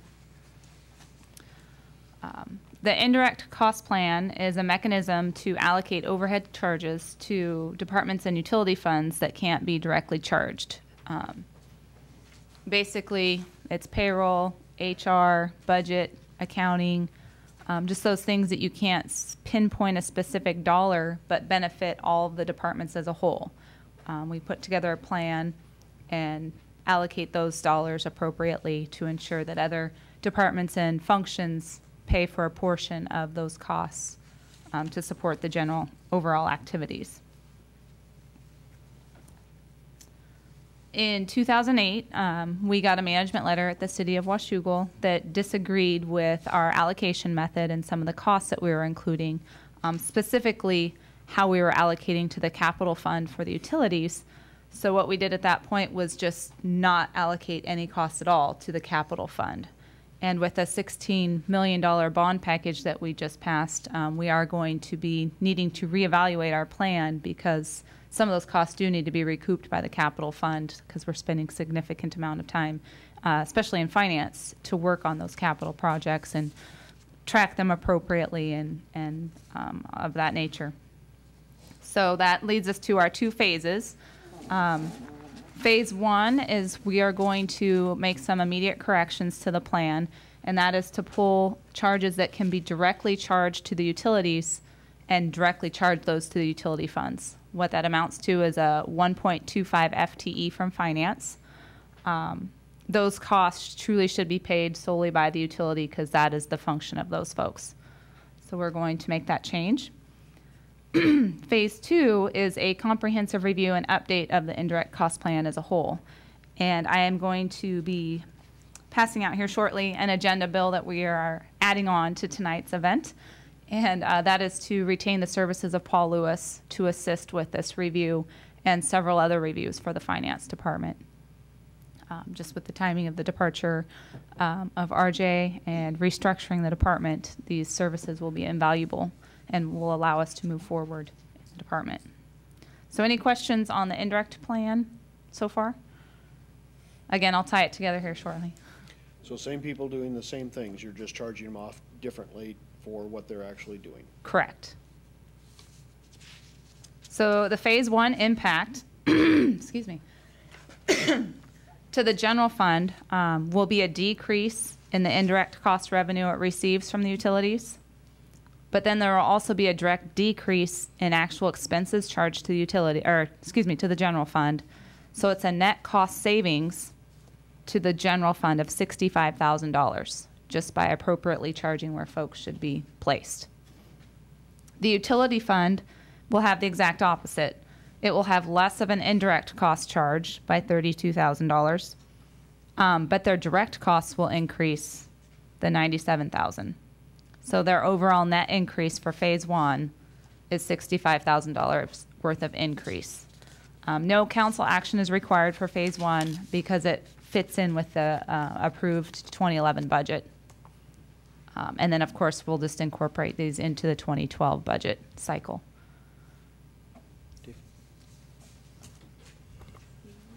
It would seem the impact would be a reduction on the burden on the general fund and an increase on the enterprise fund? Correct, but that's where the burden appropriately should be. Great. Good move. Thanks. Thank you. Other questions? Okay. I don't know if I've missed any notes. I'm not flipping. So that leads us to the finance staffing review and update. One of the things that I was charged by the mayor and city administrator is to look at the finance department as a whole and determine if the former setup with 3 management positions and 3 staff positions was appropriate. And then with the assistant finance director's departure, it helped, I guess, push that project to the top of the list and really get to the detail and see what we wanted to do and what was most beneficial for Washougal moving forward.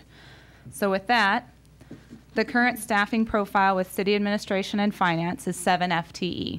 And that's, again, with an assistant finance director, an accounting manager, finance director, those are all management level, and then an executive assistant, accounting specialist, and accounting clerk 2 as the subordinate positions. Our new plan, our new profile for the staffing will actually be an increase, and that would be to 8 FTE. We're going to keep the city administrator, obviously, and then we'll provide, see, I got a smile, an assistant to the city administrator position, and I'll go over in more detail in a moment here. And then what we're going to do is eliminate the accounting manager position and hire a city accountant, which would be a union position, non-management. And then between the new accountant, the new assistant finance director, we would move the current accounting manager into the assistant finance director position. Between those 3 positions, we would divvy up appropriately the functions that all 3 of us were doing last or prior. And that will put the positions that should be, or the functions that should be with the union folks, such as payroll that's currently being done by management, back to the appropriate level so that we can have segregation of duties with the management team. So that would be a great benefit to the city. We will no longer have an executive assistant in finance. We'll have an administrative assistant because those high-level executive level functions won't be necessary in the finance department. They're going to be taken over or shifted over to the administration side and have some confidential support on the administrative side for HR, the city administrator, and the mayor. Nobody's losing their job. I want to reassure you right now. We've restructured it in a way that folks that are here and want to be here will still be here. And we're looking forward to moving forward. The assistant to the city administration position will also take some of the burden off of finance with various items such as the website. That's one thing that we've really been, with the relaunch that's coming, we were kind of concerned at how we're going to keep the website living and breathing as websites should be, with new information coming in, old information being taken off, and that's just a very time-consuming function. So that will actually shift over to the assistant to the city administrator position. They'll be in charge of the content of the website. They will also take over for the council packet preparation and make sure that the agenda gets finalized, and then Vicki will still assist in the packaging of it. But that person will be responsible for it and attending meetings. They'll be the PIO for the city. They'll also take over the citywide records program so that we can get on a records retention schedule and actually get information deleted when we should or destroyed when it's appropriate. So some of those higher level functions of keeping everybody on task with those projects that currently isn't, there's just not enough time in the day to get to some of those projects. So it'll be very, very helpful to have somebody in charge and spearheading that project, or those projects. There's various. I have a quick question, if I may. Okay, fantastic. Did you say the assistant to the city administrator would be an admin or an executive level assistant position? It'll be higher than our current, we have a current executive assistant position, and it'll actually be a higher step. It'll not be in the union. It'll be a non-union position due to the confidential nature. It's basically a management level It's not a management level. No, it's an in-betweener. It will be all by itself. There are two types of positions that the names sound very similar. One is assistant city administrator or assistant city manager, which would be very much like an assistant department director. And then there's a position that's very common reporting to city managers and city administrators called an assistant to the. So it's not an executive management position as an assistant administrator having organization-wide responsibilities even over department heads. It is essentially it's an executive assistant but functioning at a higher level than at a department head level, and typically take on some citywide responsibilities, and then also significantly a confidential element related to labor relations that we currently do not have with that type of administrative functionality. So it's not a management position, but it's not a union position either. And it fills a unique role in municipal organizations. It's a very common position. Salary schedule is in line with a union position, but as a non-union position. Correct, and that's an agenda bill that we'll get to shortly. Dave? Have there been any desk audits or workload studies done to justify the creation of the new position? We've done analysis. I don't have anything concrete and official, but yes, we did a lot of, I guess, research, review, projects that aren't being completed, projects that we need to get to based on auditor feedback, and just being able to free up some of my time as the finance director so that I can get to those higher level finance projects that are not being taken care of right now. Thank you. And basically what we're going to do is we're going to utilize the cost savings from the indirect phase one. This is how I'm tying them together. The cost savings to the general fund from the phase one indirect plan, and then leveraging not filling a management position and filling a union position to make this pencil out. And we'll get to that in a few slides on how the net effect to the general fund for these new positions. So again, just a summary to show what our current level is with the city administrator, finance director, executive assistant, assistant finance director, accounting manager, accounting specialist, and accounting clerk 2. And then the adjusted to add the 2 new positions and get show the deletion of the accounting manager position. So the net effect, there will be a citywide increase of 1 FTE. The general fund, the net effect is a cost savings of $10,863. And that is at the highest range of the pay scales that are going to be approved or implemented. We don't obviously plan on hiring it at the last level, but I just wanted to show that even at their highest level, these are still a cost savings to the general fund.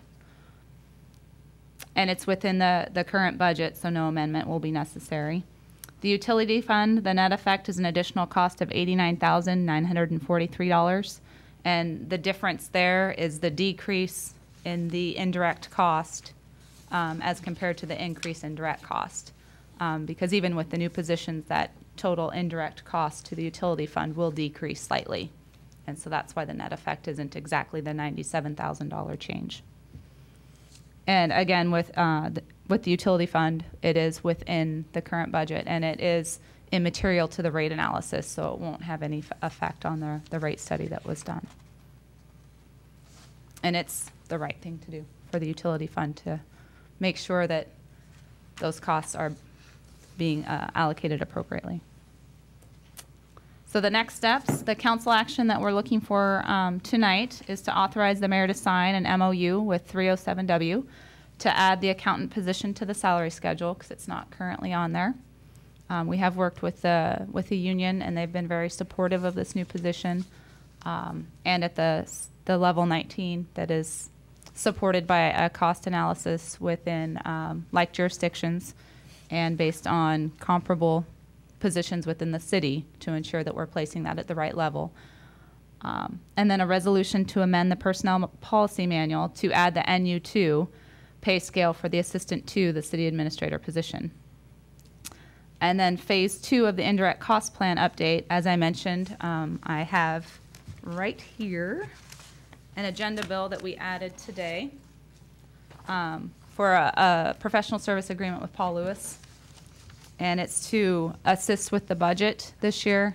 Again, with RJ's departure, he was an integral cog in the budget, and with not having the position filled immediately, it'll take a while to get an accountant hired, and through that process, we'll definitely need the support for the 2012 budget. And then also, we're going to utilize Paul for some policies and procedures that we need to get in place for ER&R on replacement, and the indirect cost plan is the one that he's going to get started on right away, just to make sure that we have a auditor-approved cost allocation plan that makes sense for Washougal and fully captures the buckets that it needs to. John? Why is it necessary to make the accountant position a union position? We're adding the payroll function to the accountant, and that is supposed to be a union position. And so it's to bring in alignment the job classifications that we've agreed upon with the union. And there's another reason too. Contractually, our collective bargaining agreement with 307 indicates that any position that is not supervising other individuals and is not in public safety, which would be covered by the IAFF or the Guild, it is a 307 position. So for it not to be in the union, we'd have to bargain something else. On the other hand, we're swapping out a management position for a high-level professional, or a higher-level professional position, but not a management position. The assistant to the city administrator, on the other hand, is not in the union because it meets a state, the Public Employee Relations Commission definition of a confidential employee, and therefore doesn't have to go into the union. Otherwise, that position would also be in the union. Right. Yeah, thank you. Rod? Do we have staff qualified for this position, or will you at least open it up for staff that's within City Hall? For the accountant position? I'm not currently aware of any city staff that is qualified for it, but we are posting internally and externally for the job. For both. Cool. I have a question, yes. As far as the staffing summary, which finance position will be paid for through the utility? Can you tell me? It'll be the accounting specialist, and then 25% of the accounting clerk too.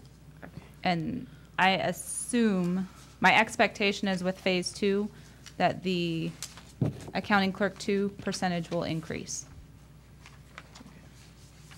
Molly? Yes, while it does, I mean, frankly, originally it concerned me that we were going to add personnel in a time of declining revenue, and yet, in thinking about it, as a member of the Finance Committee, I think every one of us on Finance has requested something of the Finance Department, something substantial in the past few months, and I think probably every one of us on Council has asked something of the Finance Department. So if we don't have enough personnel to meet those demands, then obviously, you know, those things are going to reap rewards for us in the future. So if we don't have the personnel that we need to do that, then we need to rectify that. So that's where I came to agreement with this addition. Mr. Mayor, if I could too, just following along, certainly we had in the administration a concern about how do we address needs that we have with the current situation that we have. And want to applaud Jennifer for the initiative and the creativity to look at the staffing profile and to recognize that the management to line staff ratio in the finance department was too too high, and that there was a better way to utilize the monies that we do have, and gain and still do the same things, but for less money, and then to leverage what we have to do anyway around the indirect cost plan in order to comply with the auditor, so that at the end of the day, we are able to leverage a profile of 7 positions, which is what we've analyzed, to a profile of 8 positions, and yet save the general fund a small amount of money, and do it in a way that's immaterial in the big scheme of things on the utility side. If we were not, Jen can tell you that if we were not able to do it in that way, we would have not come forward with these adjustments, even to the mayor. So I just wanted to applaud Jen for her creativity and being austere, and yet helping us to do a better job. And one of the things we were really cognizant of is wanting to be responsive to the council and to the community. We've heard a lot of feedback about our website, and I mean, we just are admittedly behind the curve in terms of keeping our website up to date. Some of the preliminary feedback from our strategic planning outreach efforts is we want to communicate with you through information technology, through your website, or through other means, and we are simply not positioned to be able to do that. And it's hopeful that this new staffing profile will enable Jennifer to focus at that high-level financial professional capacity that we would like her to, and engage some other resources to help us in these other areas. Yeah, I think the website is probably just one example but very clearly an example of things that we just aren't able to get to and do it in a timely fashion and a cost-effective fashion. Really, though, to me, these changes, and again, huge thanks to Jennifer and Jeanette and Dave for going through and putting the amount of time and effort they have in one department and how we restructure that department. It's not just about adding some more people to do the work, though, either.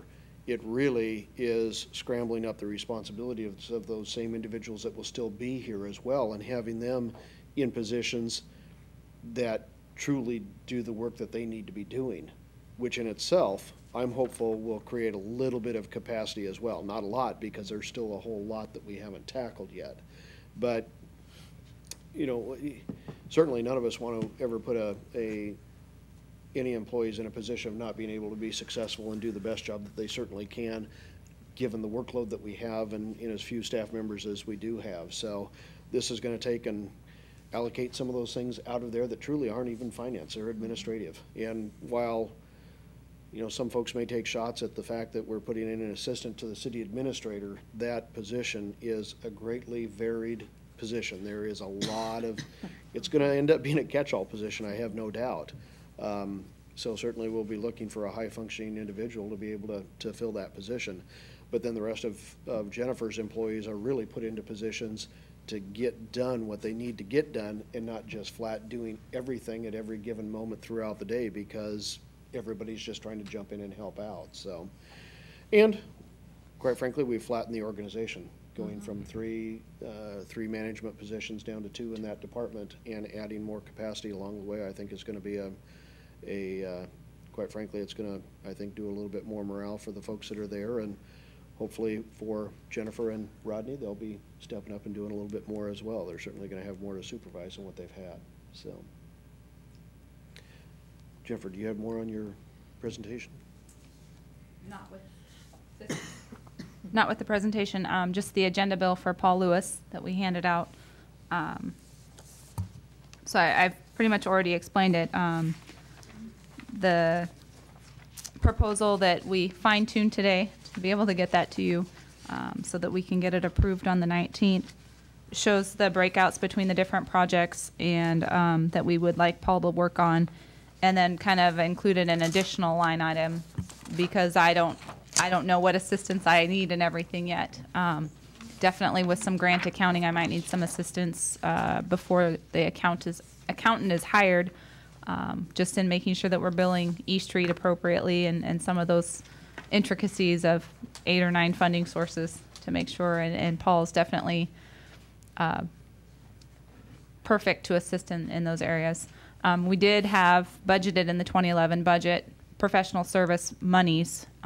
So those, again, this won't require a budget amendment. It's within the 2011 approved budget based on professional service line item and then cost savings from not filling the assistant finance director position for several months. Jennifer, it says 20,700 is what's would be allocated for Paul Lewis. Is that in essence up to? Correct. It may be less, but correct. But it won't be more. Correct. Okay. Other questions either on the PSA with Paul or on the restructuring within the department and the MOU? Okay, thank you. Thank you. Resolution to change a whole lot of things. Thank you, Mayor. I'll be covering this one for Jeanette this evening. The first resolution, which is item B3 on your agenda, is to make 2 specific amendments, or I should say 2 amendments and 1 addition to the personnel policy. As you know, we have a large personnel policy that you adopt by resolution. In Chapter 4, we deal with employment. And currently, in 4.11, there is a limitation on temporary reassignments or special assignments that are made, and that limitation is 6 months. And the way the personnel policy reads, we really don't have any flexibility to extend that. As you can imagine, there may be occasion, particularly with the type of staffing that we have and the issues that we're facing, where we need to have temporary assignments that would exceed 6 months. And a case in point is Joanne and Trevor and their current interim assignment with strategic planning, as well as Jim and Mitch in their interim director temporary assignments. We are right at that 6 months, and we need to continue those. So this really it's a minor tweak to the personnel policy. It grants the mayor or designee the ability, when circumstances warrant, for us to deploy our resources in the appropriate manner. It doesn't come with any specific cost or anything like that. So we'll be able to make those types of reassignments for longer than 6 months when the case warrants. The second item has to do with our shared leave policy. This is an existing policy that you may be aware of, where, again, at no cost to the city per se, individuals who find themselves in a situation where they've exhausted all of their leave are able to receive donations from other employees of their accrued vacation time, which converts to sick leave that they can use. Usually these are very difficult situations that we're dealing with. It's an excellent program. Again, really no cost to the city. There's a little sort of bookkeeping implication of the way the language reads. One of the intents of the policy is that if you're going to be a donor of your time, we value vacation time and time off for our employees. We think, as you can imagine, it's very important for employees to take some time off to refresh so that they can come back and be fully engaged. And you have to have taken a certain amount of time before you can donate. And it says that you had to have done it that year. We've had some situations where it's early in the year and they haven't had time to get that vacation taken yet. And so what this change to the policy would do is basically just look in the rearview mirror 12 months, and if the prospective donor has taken the adequate vacation time during those 12 months, then we can allow them to be generous and to donate their vacation time. It's really a bookkeeping thing, doesn't really have any substantive effect on the organization other than to make this program work better. And then the final item is to, in companionship with the next item on the agenda, as you know, right now our department head's manual, which is essentially the same type of information that we have in our personnel policies, is referenced in the code, and you adopt it by ordinance. And so the proposal is to incorporate the department head's manual into the personnel policies and have the council adopt that by resolution as opposed to an ordinance. There's a little bit of cost related to having an ordinance. We have to update our municipal code. We have to codify it. This will make it a simpler process, but it continues to reserve decision-making authority with the council on all items of substance in the department head's manual. So it'd just be to take it out of the code and put it into the manual as an addition. And then to implement some of what we were just presenting to you, the department head's manual will be updated as it's inserted into the personnel policies to add the NU2 position at the appropriate salary range. And there's a couple little editorial type changes, but nothing substantive, and you can see those in your packet between now and next week. Minor changes to how we title a couple of the sections and such. And that really segues right into the next one, Mayor. I think they're both really companion items. We have a dilemma of sorts in that we have quite a bit of code language in our code that essentially are personnel policies, very detailed personnel policies. I'm sure they date back to a time before there were personnel policies. And for whatever reason, we have redundancy in that we've got a very comprehensive personnel policy that you adopt by resolution, and then you have similar type provisions in the code. And they have not been updated. They are in conflict with our personnel policies, and frankly, we do not follow what's in the code. We follow what's in the personnel policies, and for obvious reasons, that's a problem. So the proposal is to repeal all of the provisions in the code that are otherwise covered by the personnel policies. The effect of that action that we're proposing you take would not change anything that we currently do. None of our practices, none of our policies, none of our procedures, nothing will change other than it will be clean and we will have our personnel policy and we won't have these conflicts. And so we thought that since we were coming in with a couple of updates to a couple of the chapters of the policy, that now would be the time to do this repeal. We had been thinking we would wait for a macro level review and update to the entirety of the personnel policy to do this repeal, but Jeanette and Jennifer both indicated it would be really good to get rid of this conflict as soon as possible. So that's what that one does. Okay, questions on either item? Rod? Dave, when I asked Jennifer earlier, so we had the email from Jeanette about the wellness program. And initially I thought, how come we're going to do away with the wellness program? It doesn't make sense, but we're not. And she identified that it's just simply cleaning it up and not having it in two locations. Right. At first, Jeanette thought that in order to have the full points that we could get from AWC for the wellness program, that we had to have the wellness program in an ordinance. It turns out that a resolution is wholly adequate. And so we'll continue to have that program, which brings us 2% savings, as you know, on our premiums charged to the city. So it's a great program. Other questions? Molly? Just a comment. I'm just glad to see we still are going to have ordinance regarding rummage sales and dance permits at the community rooms. But only on weekends. Only on weekends, yeah, and one day only, so. I will say that there are, I don't want to use the term many, but there are other provisions in our code that are out of date and that need to be reviewed.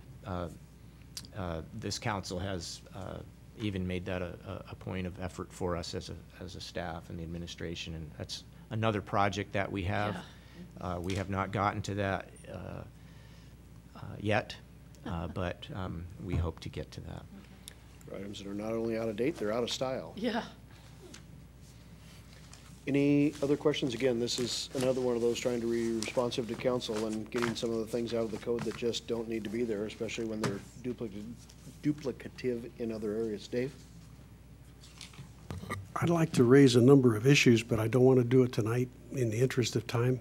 Who would I raise them with? Who drafted it? On the personnel policy? Yes. You can give me a call, Councilman Okay. Shoemaker. Be happy to talk with you. Thanks. And just for, obviously, there are a number of items contained in here that speak specifically to both our code and the personnel policy. Both of those items are online on the city's website if you don't have hard copies of them as well, so you could certainly refer back and forth right online with them. Right. And just one thing I wanted to make sure is clear. The personnel policies are an existing document. They've been around, I'm not sure exactly how long, but they are an existing document. Everything that's there is existing. And the only changes that are being proposed are the extension of a temporary assignment from beyond 6 months and the editorial change on the shared leave. But the vast volume of all of the rest of the policies, we are not proposing any changes to those. They I exist. applaud what you're doing so we don't have duplicate. Right, and then the duplicates. repeal of the ordinance, of course.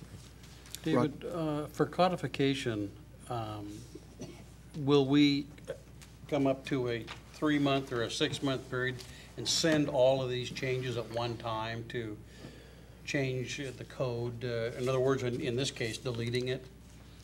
Sure. Do you do it on a case-by-case basis, or do you do it every 6 months or once a year? Or We send them as we make the changes. So every time we pass an ordinance, we forward it after the appropriate passing of time. We do forward it to the code. I don't think we get any discount for bulk packaging or one-on-one packaging. It's the same cost. So in an effort to keep it updated, we send it as it happens. Well, once along the way, we didn't have all the electronics, and so I was just curious that every time we did that, it meant new printing and all kinds of things. Is it still? But It still absolutely, does. because even though we've got those, we've still got to keep a physical Hard copy. copy of them. And I think though, I can only think of 3 times that they've asked for my physical code book back to update things, so it may be that even by the time they get codified, some things have caught up to themselves and there's more than one in there. Obviously, you've got more ordinances that you've affected than 3 times in the last year and a half. Any other questions from council? Okay, great. We're now at that point for any additional public comment.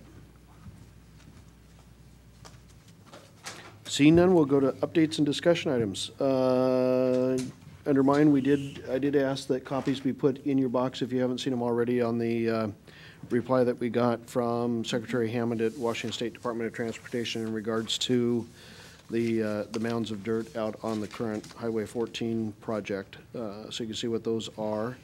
And Dave and Jennifer, can you do a quick update for the council on the budget process and what we're bringing forward and kind of our timeline at this point for rolling out the 2012 budget preparations? Sorry, I didn't tell you I was going to do that to you tonight. Jennifer can pull up, she's got a calendar for it.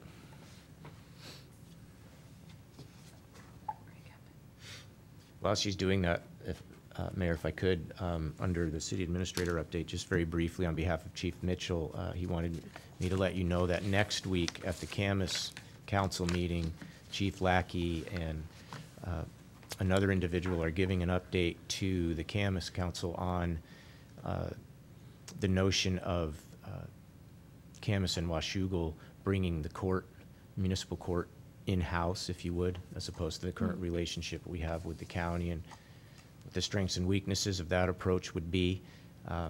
We don't meet and workshop on the 3rd week, and so at our workshop on the 26th, you will receive that presentation as well. But just in the interest of keeping communication so that you know what's happening on that, where we're jointly working on things, they'll get it a week ahead of you just because of their scheduling. A similar type of situation is happening, I believe, Chief Schumacher, on the first update on consolidation. When That'll be on the 26th. we'll do that here on the 26th, and they're doing it in Camas on. They presented that last week. Right. So just timing of when they meet and when we meet. So they received some information. We'll have that for you later this month.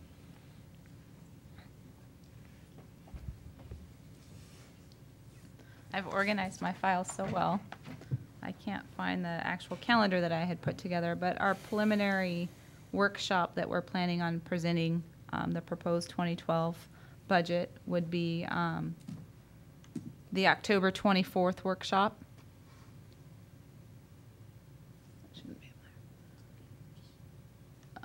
And then obviously it's a topic for discussion at prior workshops after that, with the hope of having an early budget approval as we did last year.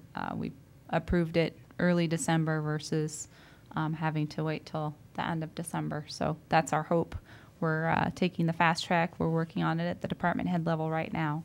And that is one thing that Paul Lewis has already assisted me with, is some of our revenue projections based on MRSC guidance and economic trends that are currently out there, because we have not received our AV, our assessed valuation information yet from the assessor's office in Clark County. So that's a critical piece of information that we need to process the numbers appropriately, but we are using our best estimates at this point to move forward, and we will be sharing that in the October 24th workshop.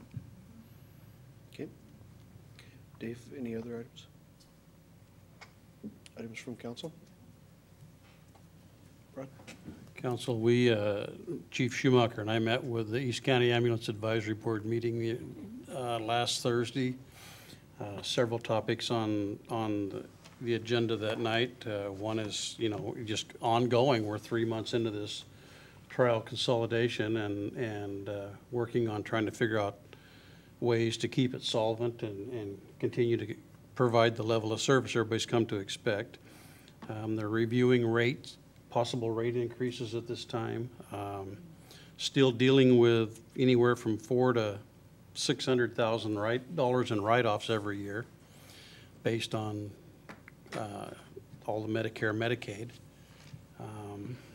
The new ambulance chief, I asked today if you would bring that up in 2 weeks to a workshop and possibly bring the new ambulance. And they'll have the $30,000 defib up and running, and we'll have it up here for a demonstration in 2 weeks. Who are you going to demonstrate on? Nobody. Well, we're thinking about you, Mayor. Yeah, right. We're trying to find out who's got the most hair on their chest. Yeah, there's no paddles that big, but okay. I have talked to several of the paramedics and firefighters that are driving that ambulance.